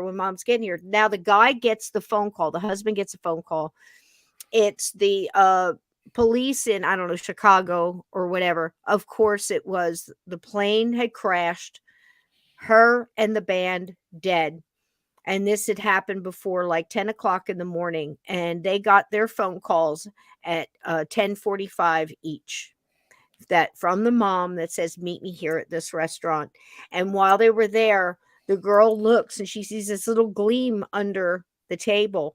And she reaches out and picks it up, and it's a matching earring. She had lost this earring that matched her set a couple of weeks before. And here's her earring in a place she hadn't been in years. And they both realized that the mom called after she died, about a half hour, 45 minutes afterwards. That's a nice head scratcher. No. I heard she like that where a man had been killed in a train crash. And this was in modern times. He had a cell phone. And the family kept getting calls from his phone, and they would answer it, and they could hear, you know, something on the other end. He wasn't speaking or anything, but when they found him, he had been dead, and his cell phone was like crushed to pieces. There's no way he could have made any kind of call or anything. And the one that I was talking about earlier was you can look it up. It's the story of the 1930s impossible murder that utterly fascinated Raymond Chandler. He's a famous crime writer, novelist. The murder of Julia Wallace in Liverpool in 1931. A real-life killing that invoked some of the most well-worn tropes of Golden Age mystery fiction. Her husband, William Herbert Wallace, was the chief suspect, but the case confounded the courts and enthralled the public. Um, yeah, just we could probably do a whole show on that one. Look up Herbert and Julia Wallace murder. I think that's what gets us with mysteries and things like that. I mean, I remember I binge watched when I found Hercule Poirot. Love the way, his little actions and, how meticulous he was about everything. And he and the way he had that Columbo kind of feel to him. I don't know if anybody's ever watched any of the Hercule Poirot, but man, they're terrific. And he at the very end, you can tell each little thing that he put together. It was very Sherlock Holmesy, but it still had a lot of that, that mystery kind of thing. I love the way he thought. And I think that's why we like him and Sherlock Holmes and all of these different mysteries, because we want to deduct it. We want to figure it out. But the things that get me, it's like when you watch the Forensic Files or something and you're 100%, if you were on that jury, you'd convict that guy with what you had. And then the last minute plot twist there right at the end. So that makes you question everything, Steve, New like a lot of times. Eyewitness, and I've felt that way on some of these missing person cases. Yeah. You hear it. I'm reading the script and like, okay, yeah, it had to be this guy. He's the one that did it. And then they find out, and it wasn't even that guy at all. And sometimes you even have these wackos that will confess to a crime when it wasn't them at all. I've never understood that mindset. You wonder. And then also, I think in the paranormal community, people ask me like, "What? Hello, welcome in." I don't know how to say that. Cathita Cat Gray. Cathita Cat Gray. She's a Tennessee girl, friend of mine. How beautiful is that? She's going to be on 13 Past Midnight one night telling her paranormal experiences. Oh, great. Welcome. And that's the thing, like we say that all the time about chat. Everybody in the chat has had either an experience, as a child. It only takes one. Some people have had them, almost every day or at least every week of their life. And some are just interested in the mystery of it all, whether it's a head scratcher or you've got these crazy people that are going around, whether you're a ghost in a bar grabbing a butt or whether you're, it's a mystery why people would, do stuff like that in New York. And I guess head scratchers and butt grabbers. Anything to get attention. Yeah. But, it's the mystery of the whole thing. It's the mystery of this subject. It's, are the ghost videos real? Is that really a cat going down? Or is it, somehow a camera that, it's the likeness. And I still don't know why. I mean, damn near everybody has a cell phone that's capable of taking pictures and video. I don't know why we don't have more.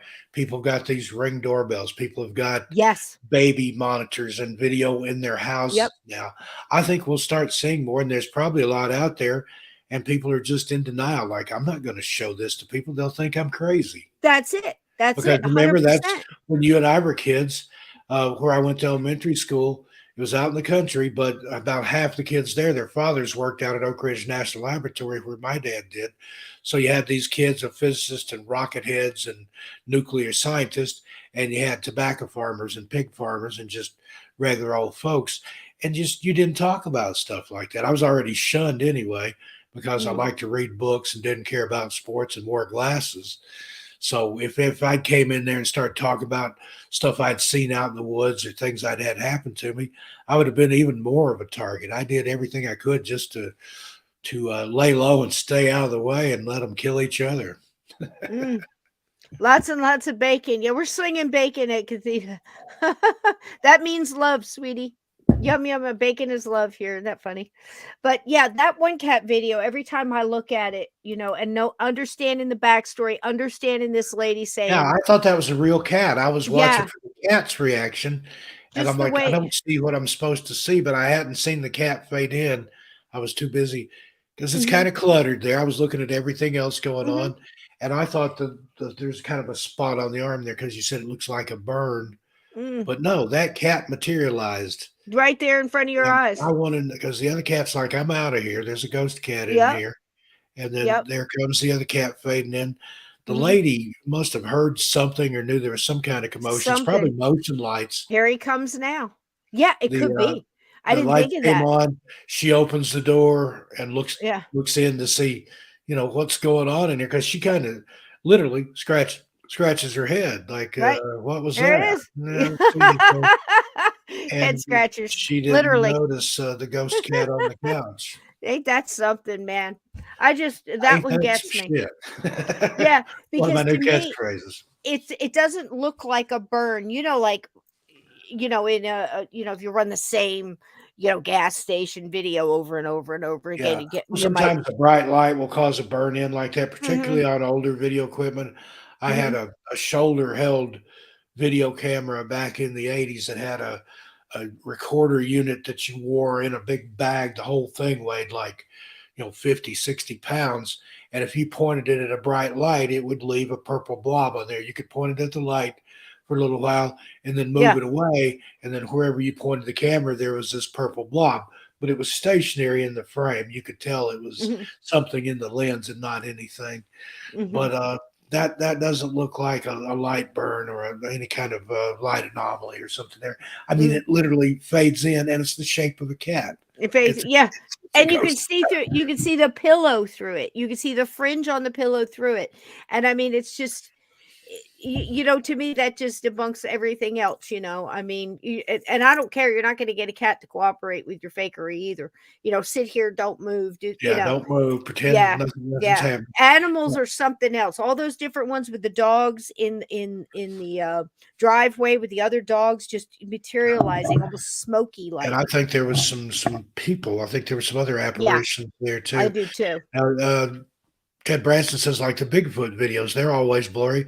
Well, Uh-huh. a I think comedian, that's Mitch frequency though. Hedberg, said that no, that is a picture of Bigfoot.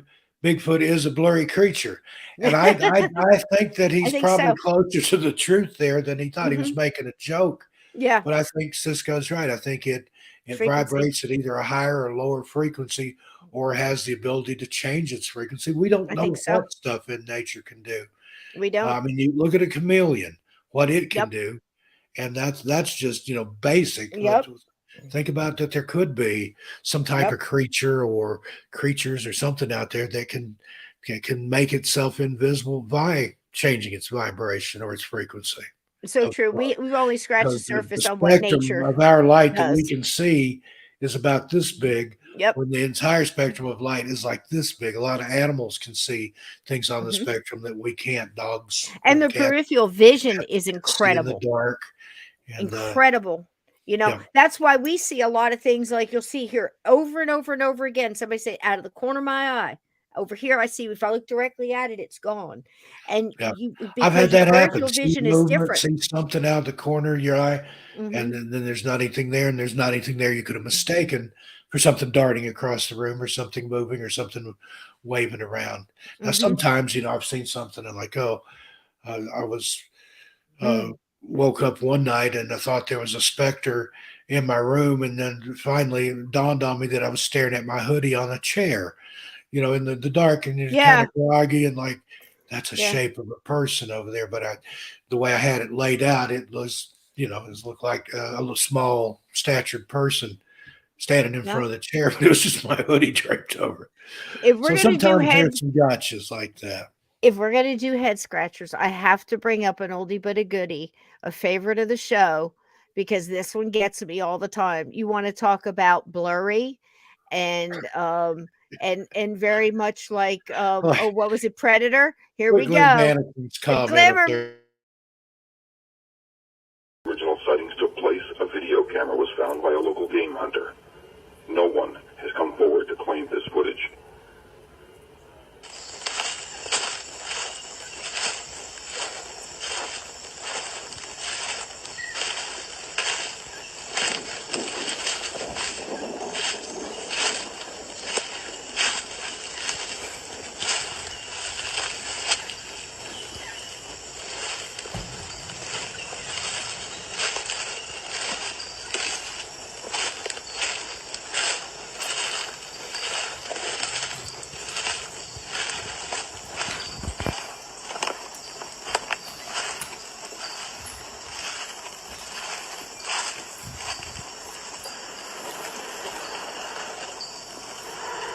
Do you see that?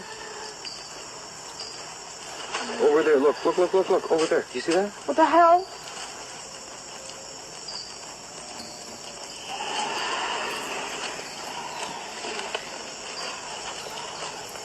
Wait. Because that was it again, right there. Wait. I don't like this. You see that? Right there. Look. Oh my god. That's not an animal. I don't like this. Okay, fuck.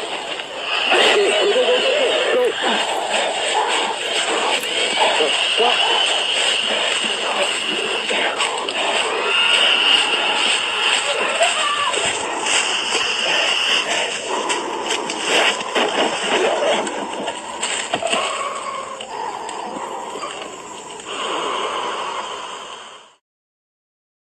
Oh, the breathing at the end gets you, That doesn't it? is creepy. Now there is a clear version of that. We've actually got in a video over on Missing Persons and Mysteries. Is it We do entitled some Glimmerman? more stuff over there. I think it is. I'll have to go look and see. Oh, But, wow. there is Exactly, a clear Ted. version of that Yep. out there. I think so too, Dave. And you can see them in the woods. It almost looks like a predator animal, And you then know, like a there's human. another thing. I don't remember if it's video or just pictures, but Bruce Maccabee, his wife Jan, was in a tree stand. Mm-hmm. I think she's bow hunting for deer behind a high school. And at the same time, there was a UFO event going on over the football field where the high school was. And then she saw something in the trees, a couple trees over, up at her height, that she could see through moving through the trees. She said it looked like sulfane or heat vapors. That's similar to what I saw in Portland all those years ago, but that was downtown, at night, waiting on the train, the commuter train. But Mm-hmm. it was short, and it looked like I thought it was steam or something coming out of a vent. I walked over to look at it. There was no vent there, and whatever it wasn't very tall anyway.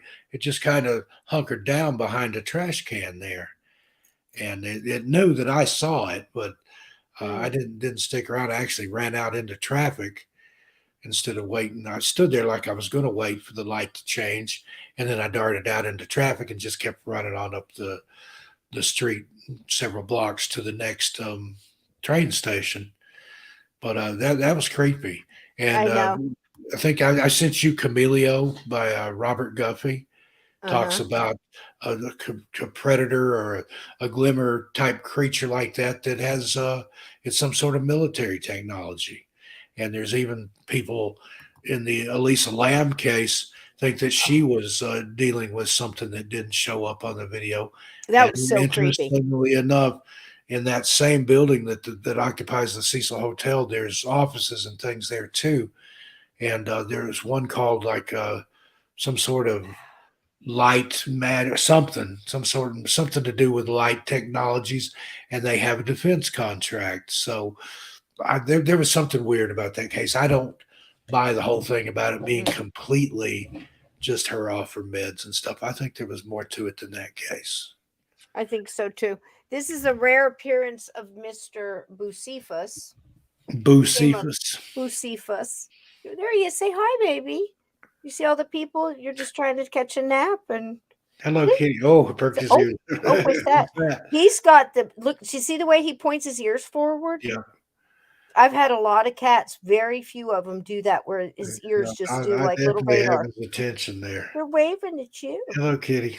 Yeah, he's like, yeah, I'm bored already. They eat so much. I mean, gosh, it used to be they'd have a little half of a little can, and now it's like, thanks for the appetizer, Mom. You got a cow? What's the main course? What's the main course? Yep. You want to go lay down on the blanket? Love you too, sweetheart. Here you go. You see your brother. But yeah, they're getting big. They're getting really big. Well, I've got one more little 10-minute ghost story. If you want to see that, I'll go get some hot water in my tea. We'll come back. We'll go pee. Yeah, we'll come back and say we love you and we got to go. Need to go take a pee break here in Mulder's. Sounds good. He's sacked out over here, but he's always ready for a trip outside.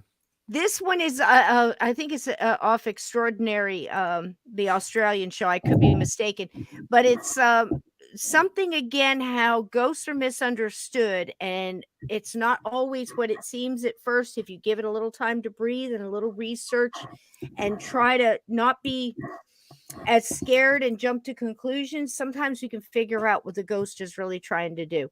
So we'll go and get some hot water and go pee, and go. Mulder's going to go smoke a cigarette. We'll be right back. Love you, Steve. Be right back. Love you too.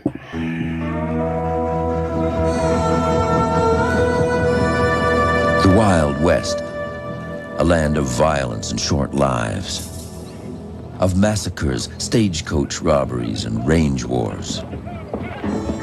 A land where old ghosts roam, restless spirits of men who lived and died by the gun. This is the story of the ghost of Eugenio Salazar. In the 1880s, he was alive and young and very tough. He and his good buddy Billy the Kid palled around together, tempting fate and mocking death. Like the time they burst out of a flaming house into a hail of gunfire. They got hit, but they got away. Unlike Billy, Eugenio survived the violence of his times. He raised a family, and he put down roots in a quiet, peaceful canyon that still bears his name. The spirit of Eugenio was strong in this place, something to be respected. For more than 100 years, Salazars came and went, keeping the canyon the way Eugenio had left it. But not long ago, the current resident of Salazar Canyon, Eugenio's grandson Joe, did something no Salazar had ever done. He began building his family a great big house right on top of his grandfather's little adobe. Joe was born too late to meet the old man, but as he would soon discover, disturbing Eugenio's property would be enough to bring him back.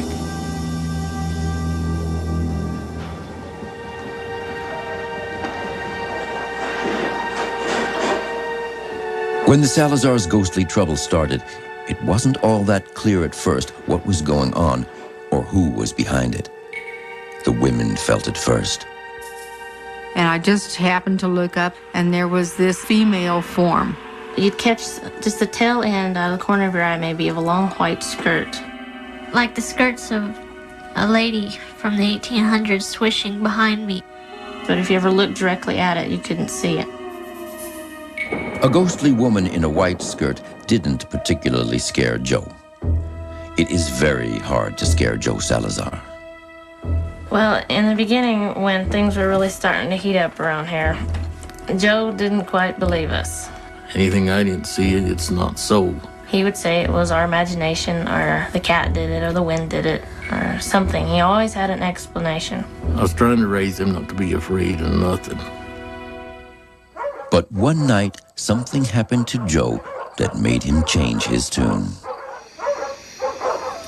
All of a sudden I hear something like 9 dogs that we have. They would all quit barking at one time, and I thought, well, that's kind of strange. Still didn't pay attention to it. I heard a loud noise in the kitchen, so I ran back in my room and picked up a 44 Magnum.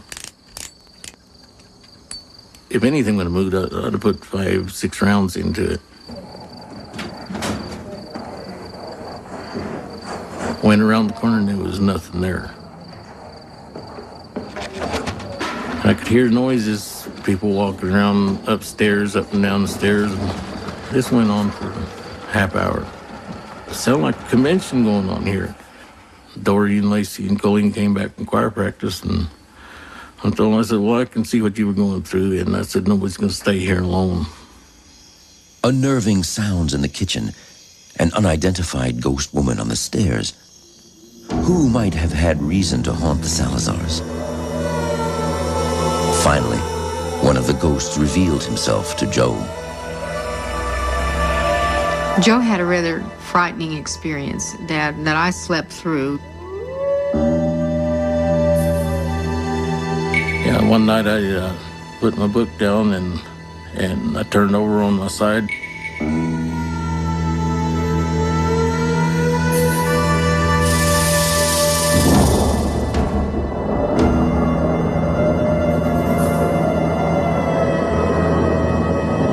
It's kind of frightening to turn the light out and see somebody standing 2 feet from you.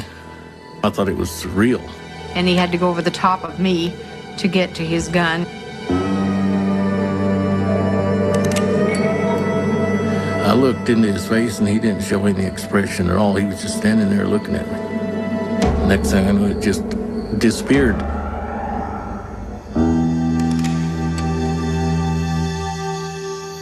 I asked him who it was, and the more he talked about it, the more it seemed as if it were his grandfather. I'd seen some pictures of my grandfather. He used to wear a top coat all the time and three-piece suit. I'm almost positive that's who it was. The ghost of Grandpa Eugenio, of course. And maybe the ghost woman was his wife. Knowing that some of the ghosts were family made it hard to throw them out. But Joe decided he had to protect his home the way Eugenio would have done. Joe's guns would be useless. He summoned a priest. He gave us each a candle, and he went from room to room, even the closets, blessing it.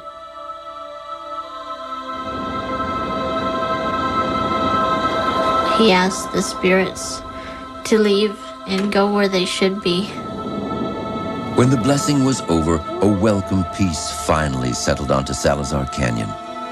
The restless spirits of Eugenio and his wife had departed.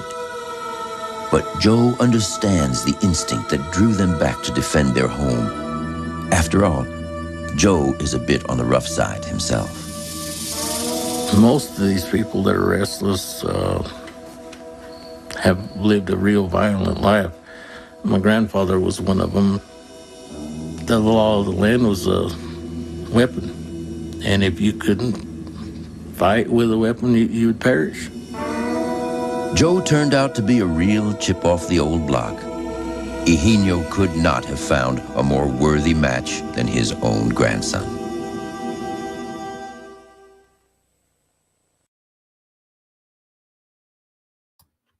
Well, there you go.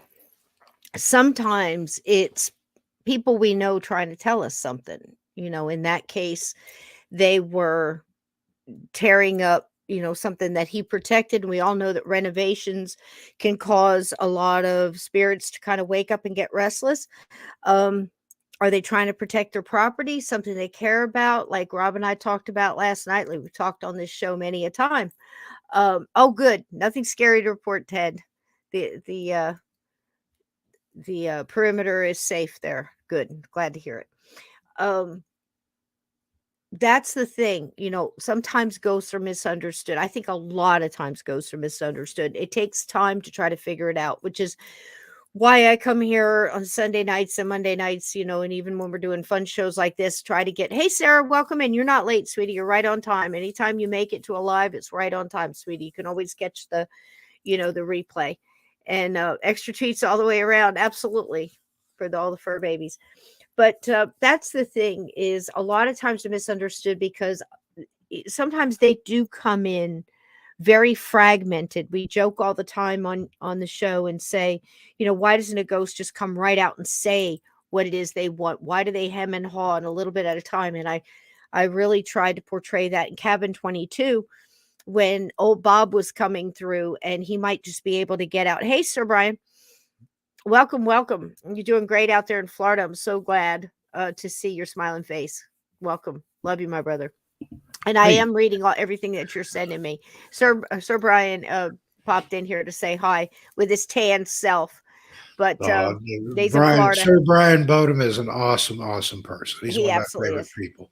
He absolutely is. In this community and any community. I hate that he's so far away now, but even in New York, you still felt far away. So we're very close in heart, though.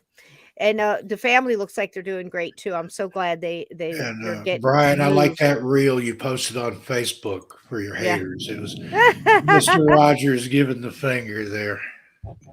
Absolutely, and he was. I think he was doing "Where Is Thumpkin," and at one point in time, he got to these fingers, got to the middle one, tapping each other. But he did it with such a breeze, and that it's hard to be upset with somebody in a button-down cardigan. It's hard to, and it's hard to get upset. But there's that. So my head scratchers are. I don't know. I think my biggest head scratcher in the paranormal would have to be this. Everything taken into consideration. The mysteries, the creatures, the Mothmans, the invisible monkeys that climb in trees, all of these things, ghosts and aliens and portals and interdimensional stuff and angels and miracles. With the whole thing, I think my biggest head scratcher, believe it or not, is the fact that we could be studying this from Peter Underwood's time, from Harry Price's time to Charles Fort. Fortean, It goes back. Yeah. Charles Fort. All of Sarah, this, Claire, good to see you. Better all of late than never. the Hans Holzlers, many of the nameless people who have gone in and investigated a paranormal situation, the mediums and everybody that's helped crossed trapped spirits, trapped ghosts, that have connected loved ones to their past loved ones, and solved their mysteries. We're like, where's the insurance paper, or where is the will, or where's the key to the Dodge, whatever it may be, or do you forgive me for that? Yes, I do. Don't worry about it. Murder victims coming back to say, stop wasting your life trying to solve the mystery of my murder. I want you to live and be happy. It's engulfing your life. Please let it go. Life will have a way of moving through that. This is the things we learn from the dead. This is the things that the dead are trying to tell us, that we're responsible for what we do. We are held accountable by ourselves. We judge ourselves pretty much, and life goes on. The biggest mystery for me, the biggest head scratcher, is why are we still trying to prove that after all these years? Why are we still doubting the existence of the paranormal and the supernatural and the Bigfoot and Bigfoots, all of it? Because to me, I look and say, at one time sharks were a cryptid. We didn't know what it was. One time this animal was a cryptid. We didn't know what. The whole thing is, why can't we just open up our minds and go, these things exist. We're not going to completely understand it. Let's embrace it and try to learn from it, rather than fighting with evidence back and forth. And even within the hard sciences, there are things that they can't reproduce. Yep. I used to subscribe to a very fascinating magazine. I don't know if it still exists or not, but it was called the Journal of Irreproducible Results. And even, like I said, under the most stringent of settings, there sometimes things happen that they just cannot explain, and they can't get it to do it again. And I think science isn't meant to know, or isn't capable of knowing everything about everything, if ever. And it may be years from now, and like I said, if ever. So just because science can't prove it doesn't mean it doesn't exist. There you go. And I love those guys when we did Bigfoot and Sepia, you and I, and we brought up the old footage. And I said in sepia because basically this was, this film was printed on film that got so old, nobody picked it up and reproduced it. So it was almost like in sepia. It was done in the early 70s. And the gentleman sitting at the picnic table had been each doing it for 25, 30 years with the evidence, with, and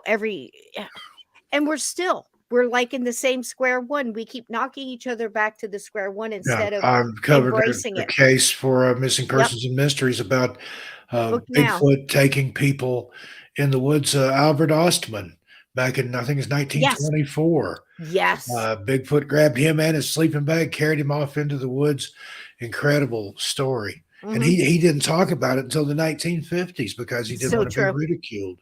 So true. Now, is that the man that was held in the cave and they wanted him to mate with one of the Bigfoot women? Like that. And he escaped by giving them all powdered snuff. He gave them a made box them of sick. snuff. Yeah, it made him sick, and he got to he escape. Gave the kids, they were Bigfoot kids. It was a family of 4 Bigfoots. Yep, Bigfoots.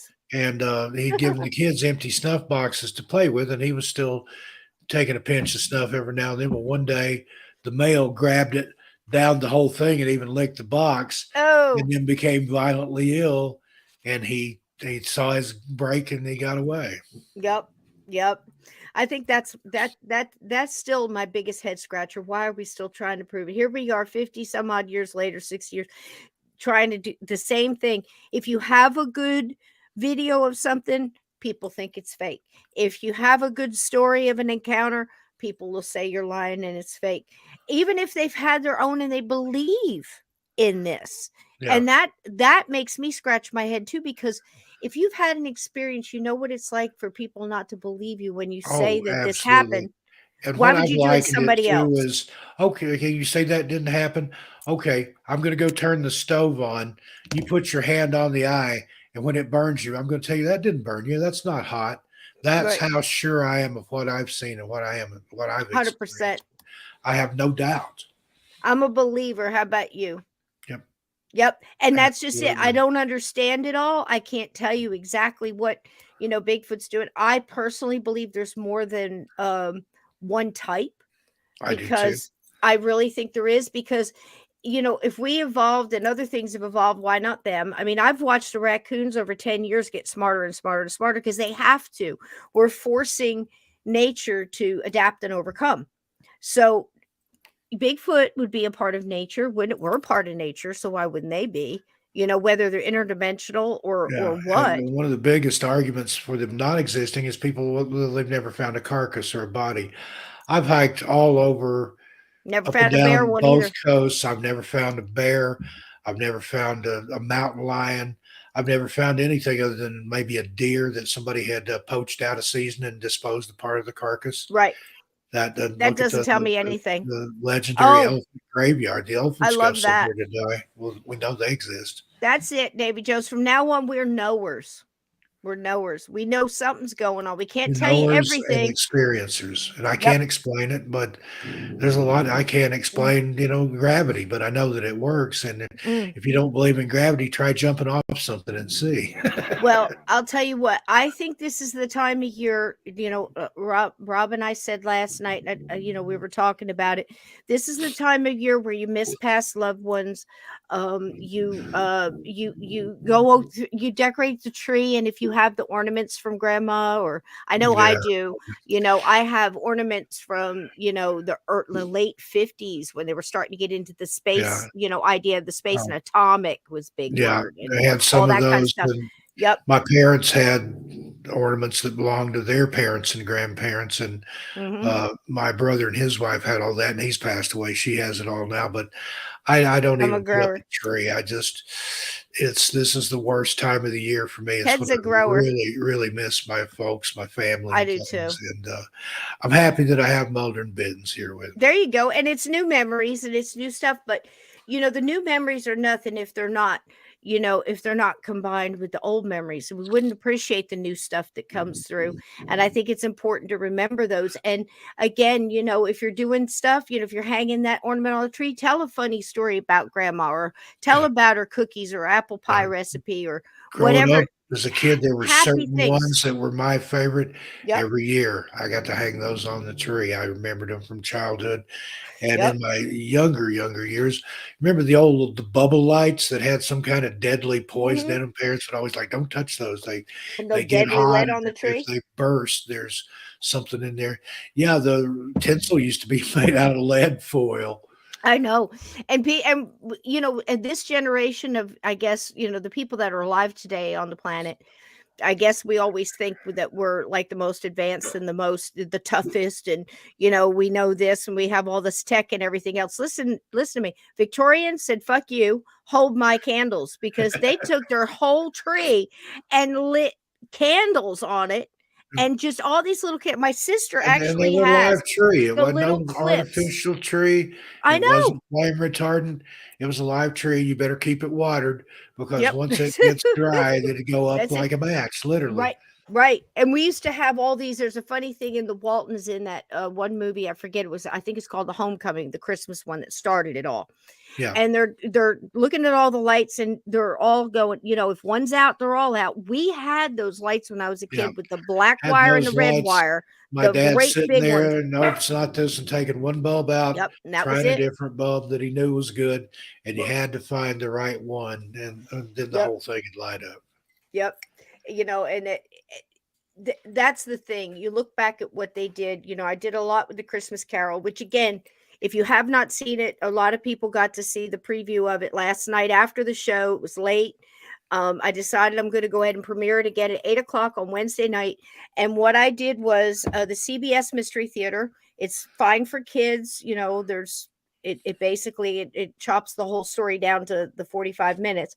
But I went through and I took pictures from the original book and all the way through it, every edition of Scrooge and Christmas Carol, and it's all done with pictures and gifs. I don't know if you have any idea what that takes to put that together.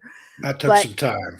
all that's worked together all the way through for your viewing pleasure. I hope you enjoy it. But the thing is, what I was saying with that is it's such a timeless classic and it means so much. If we could just remember the message given by the Ghost of Christmas Past, you are your past. Don't linger in it. Glean from it what you can and let the rest go. There's nothing you can do about it. And But then a more keep the modern memories. take on that, even Yeah. though it's decades old, is It's a Wonderful Life. It's kind of the Yes. same story Yeah. retold in a 30s, Clarence 40s the Angel. setting. Yeah, that's Yeah. very similar. And again, it would be, basically, what would the world be around you without you? How did you touch people in your life? Was it in a positive way? Yeah, the Did butterfly that effect. change them? Yeah, the butterfly effect. And, the Ghost of Christmas Present, you don't know what other people are doing. We can assume this or assume that, but you don't know the nice things that they might be saying about you. Of course, they might be saying some bad stuff too. But again, the bad stuff, the negative, you got to see where that's coming from and just dismiss it. But it's the positive things we don't get to hear other people say about us, or something nice we did that affected them. And in the future, that's the thing. What are you doing with the future? What does your future look like? What can you do that's positive for you? Because if you take care of you and do something positive for you, you can't help but bring that light forward. Don't forget to eat the good cookie. Don't forget to take care of yourself and do a couple of things for you. Yeah. I've noticed that the years go by so fast, and I look at all of the different holidays. I mean, I got so lucky. I'm one of those people who believe in Christmas miracles. I believe in the spirit of Christmas.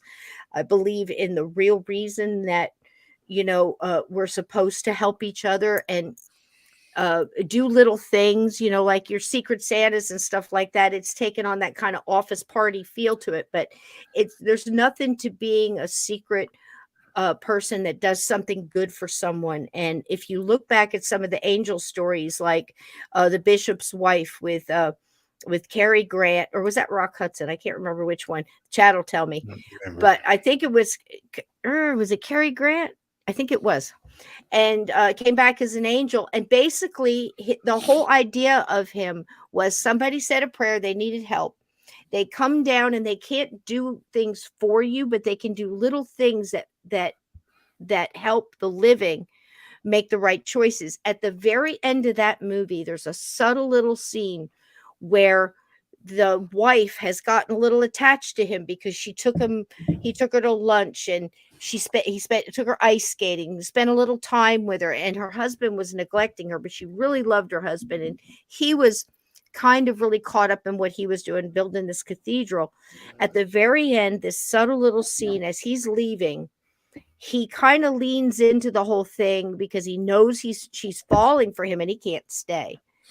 It's not about that. It's about her making the choice. Because he says, I'm thinking about staying back. I'm tired of this angel stuff, and I'm going to stay back and, get a real life like humans and everything else. And she looks at him, and in that moment, you can see in her eyes, it's a beautiful acting with her face and her eyes, and her whole soul's in this scene. And she says, no, you mustn't stay. You must go. You must be what you need to be. And I need to take care of my family and my husband. And at that moment, that crossroads in time, she made a choice. I think if she had leaned in and said to him, yes, please stay and be with me, it would have been a whole totally different thing. Those little moments in time are precious, and they are marked in your life, Absolutely. in your past, your present, and your future. So if take away from all these Christmas stories, whether you celebrate Christmas or or Hanukkah, whatever it is, each one of these stories with a moral has that theme to it at this time of year. This is when you don't dim your candles. If grief stops you for a moment, stop and give that moment its due. Give it solace. Give it a recognize it, and then move on and go, yes, but these 3 or 4 happy things. We're all going to have to do that this year. Please look back at the movies I suggested too that talked about families who had less, but they were way happier and much freer. So maybe if we think in those terms and see how we can make somebody else brighter, it might be a bright red ribbon or an ornament or a candle or whatever. But see how you can spread your light this year. We'll be here Christmas night. Lynn Monet and I will be here, and we will be talking about what happens when you first cross over to the other side. What do the dead tell us about that? And reiterating that life goes on, love is eternal, and our loved ones are with us every day. So talk to them; they can hear you. Steve, what would you like to say? Well, I'm gonna, like I said, I've got the Christmas Eve live stream coming up on missing persons and mysteries. That's going to be a lot of fun. Gonna play some videos, some creepy Christmas stuff I've got on 13 past midnight right now, and then I'm going to do a live reading of Clement C. Moore's "'Twas the Night Before Christmas." So I'm looking forward to that. And boy, doesn't it, Tiger Lily? She and I were talking about that the other day, and just those little things. That's when I miss my family the most. Is going out. When I was a kid, we'd ride around, and look at Christmas lights, and just yes, the magic of the season. It wasn't about the gifts. Now I had some good Christmases. I was a spoiled kid, and my dad, was a scientist out at the National Laboratory. So there was always a bunch of stuff under the tree. I was raised as an only and doted on, but I couldn't, there's 2 or 3 things that I can remember the clarity of getting, but for the most part, it was little things like that, lighting the tree and going outside to look at it through the windows, driving around the neighborhood and looking at everybody's trees and just the and little that's things it. like Just that. That getting in was the the car magic. and It's driving not about around. the gifts and this Right. crass over commercialization of Christmas that it's become, and it Yep. starts Take Thanksgiving it and back to Black the heart. Friday and all that. It's Yeah. that And the important things are what's in here. a lot of I miss mine as well, Yvonne. Absolutely. And the thing is I've But got a they're great here. They're Christmas here story. They with are you. here. They're They here are around here. you. And Christmas night, I will have a story. It's a Christmas story, but it's also a story that proves that the other side sees everything we're going through. And you wonder, if they see what I'm going through, why don't they help me? How do you know they're not? How do you know they're not doing that little whisper? Don't go down that alley. Don't go down that road. Don't go take that job. Leave that jerk, whatever. And we poo-poo it away, or we override it. And maybe this year, just take a couple of hours to yourself and just be still and listen and look at Reflect. the lights Think on the about the tree. good Yeah. times. Think about, you're able to give your family a dinner, or, you're going somewhere else and sharing one with Remember friends. the last You know, Christmas at my grandmother's house, yeah, and the simple things like we had the regular remember living them. room, and then we had a good living room, and I could only go in there if I was doing homework or Christmas time. That's when we put the tree up because there was this big picture window in there. And I remember going in there and sitting on the dark and in the dark on the couch or laying on the couch, which I wasn't supposed to do because that was the good furniture, and just looking at those lights and looking up at the ceiling, the winking lights on the ceiling and stuff. And then my story about the Christmas feather, I'm going to play that Christmas Eve on Oh, Missing nice. Persons and Mystery. That's a beautiful story. It's a beautiful story. And I want you to look for those signs. And, again, when you're just connecting and you get that warm feeling, that moment almost feels like a hug. That's them connecting in with you. They're there for those thoughts. They're there for those words. And the thing is they can get in faster if it's a high frequency thing. That's why I'm saying, think of something that makes you laugh, a memory that makes you laugh, or sing a song or something like that, because they can get in your you're clearing the path for them to come in and give you a sign or give you that hug or just have that second, of connection. And when you keep doing that, whether it's, asking your spirit guides to help loved ones come in your dreams, or whether it be your pets, your dog, your, beloved cat or hamster, whatever it may be, don't let anybody tell you that not every pet has a connection. If you're connected in love to a living spirit, a living soul, I don't care if it's a turtle, it's going to be connected to you because it's the love that tethers us from heart to heart. That I am sure of. That I am sure of. As sure as I'm sitting here. And I am for sure sitting here. So there you go. And like we said earlier, Glenn or Davey, you said you were a knower. I know that. I've had too much, too many times, I don't need to be smacked in the face, 15 times to know that it hurts, So there's that. Christmas night, I will be telling my Christmas story about when my mother came through and proved that she was here and seeing everything, not just that day, that moment, but in the past. So many things in this one story, and Lynn has a bunch of them. We'll be here together 8:00 Christmas night if you can join us or watch the replay. On not Christmas Eve, but Christmas night. Christmas night. So you got Steve Christmas Eve. You got Lynn and I on Sunday night, and then Steve will come in and we'll talk about how we ate too much, drank too much, and spent too much money. Right, Steve? I'm not doing anything. Somebody asked me this morning if I'd done all my Christmas shopping. I did. I sent one gift to Tiger Lily, and that was it. That was mine. It was spectacular. It's something she'll never forget. There you go. Well, I'm so glad that lots of smiles all around. That was it for me. Well, I'll tell you what. I got one Christmas card, and it was from my cantankerous old landlady in St. Helens. I hope she's not watching this. She'll be mad at me. But she actually sent me and Mulder a Christmas card. I think she put Benton's on there too. Well, but sometimes, nice it's those things come out of the strangest places. I never expected anything from her. I'd left behind a vintage saltine cracker tin there that I thought a lot of. I forgot about it. Just like the one we had growing up. Yep. When my parents passed away, my brother asked for it because he had carved his initials on it and had the date like it was before I was born, like 1957 or something. So I gave it to him. Then a couple of years ago, or actually about 10 years ago, in Portland, I found one in an antique store. Same exact thing, except didn't have my brother's initials scratched in it. I bought it and I'd forgot and left it there. She filled it full of ginger snaps for me and Mulder and sent it back. So even people that you don't get along with and things sometimes at other times of the year, they can soften up a little bit Christmas. You never know, man. You never know. Tiger Lily, I do wish I could be there for Christmas. Can I tell them what you got or where it was from anyway?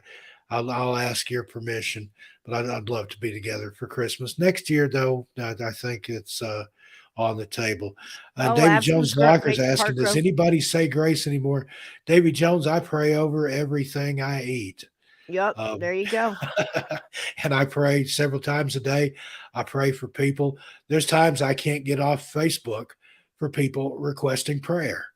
See all these posts. Yeah. And I don't know if it's because I respond to those, but Facebook shovels them my way. And just, and I think, how would that be if that was me requesting prayers? Just say, or even I say, Lord, you know what they need. Where you do, you know their heart, you know their need. It's just the energy connection. My needs and their needs will be met according to his riches and glory. I can pray some pretty King James prayers, I tell you. I pray several times a day. I've been in places where nobody else was saying grace. I just bow my head and say a few words and then dig in like everybody else. But I'm thankful for everything I've got, for everything I have. Okay, Tiger Lily says yes. She got something from Tiffany and Company. Isn't that nice? Was it a Gatling gun? No.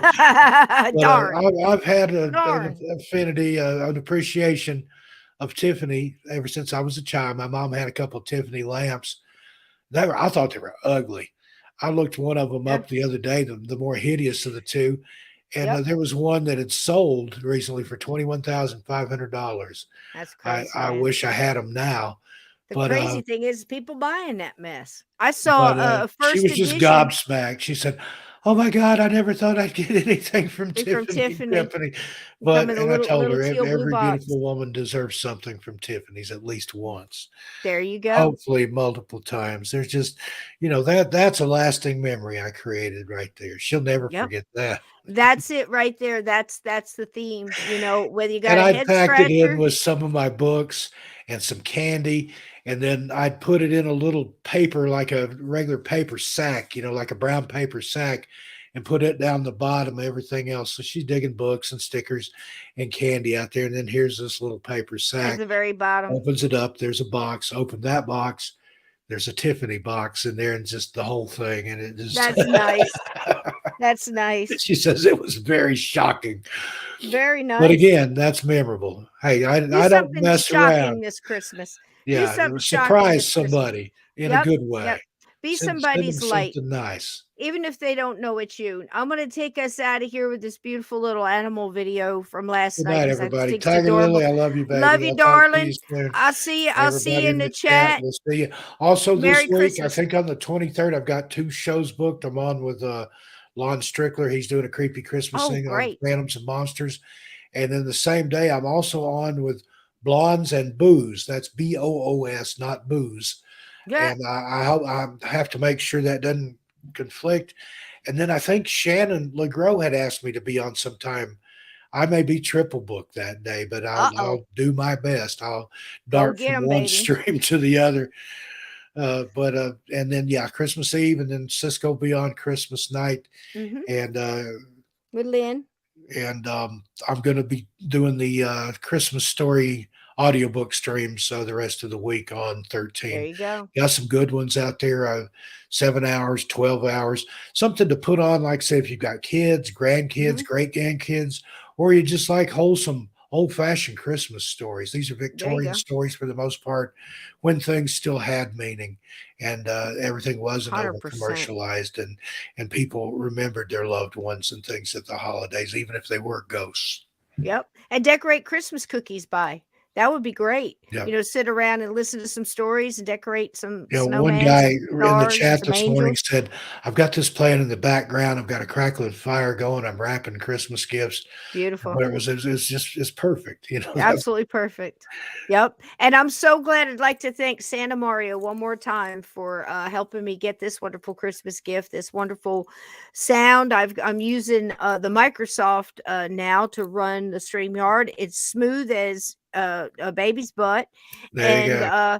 It's wonderful. Got my new mic and everything else, and looking forward to a beautiful, bright new year filled with light and this wonderful chat and all these wonderful people. So please do something nice for yourself. Eat the good cookie and try to think of some blessings from the past to make you smile. And meet us back here in the chats of Steve's channel and here, and look forward to seeing you next week. Please have a wonderful holiday, safe and without pain. Cisco, we won't see you again till Christmas. So till Merry Christmas night. Christmas. Merry in Christmas, advance. darling. Merry Christmas, and be kind to the animals. Help somebody feed their animals this year if that's all you can do. Indeed. There you go. Put some fruit out on your front porch. There you go. There's the cats that walk up and down the street. I don't know if they're strays or not. If they don't eat it, the wild turkeys will. There's about a dozen. Nothing goes to waste in flock my of house. wild I can tell you turkeys that. here that graze in the yard. They were trying to get in my cactuses one morning. I had to go out there and shoo them off. I've got a cactus garden out front. Yep. But And I put can't some wait. food out. I'll Give a have lots of homeless stories. person $5. Put some money in the Salvation Army thing. Mm-hmm. Pay for, if you go through a drive-through, pay for the person behind you's coffee. Anything. Pay it forward and pay it back. Yep. And it'll make you feel real good. It'll warm your heart. And that way your loved ones can get in a little bit easier this Christmas season. And now they're thinking of you too. Trust me, and don't ever forget, miracles happen this time of year. Go get you one. Good night, everybody. Merry Christmas. Merry Christmas, Merry darling. Christmas. I love you, my friend. I'll Good see night, you, everybody. See you Christmas Eve. Good night, John Boy. Good night, Mary Ellen. I think. Mary Ellen. I think we got it. And here we go. Good night, everybody. Play us out, kitty cat.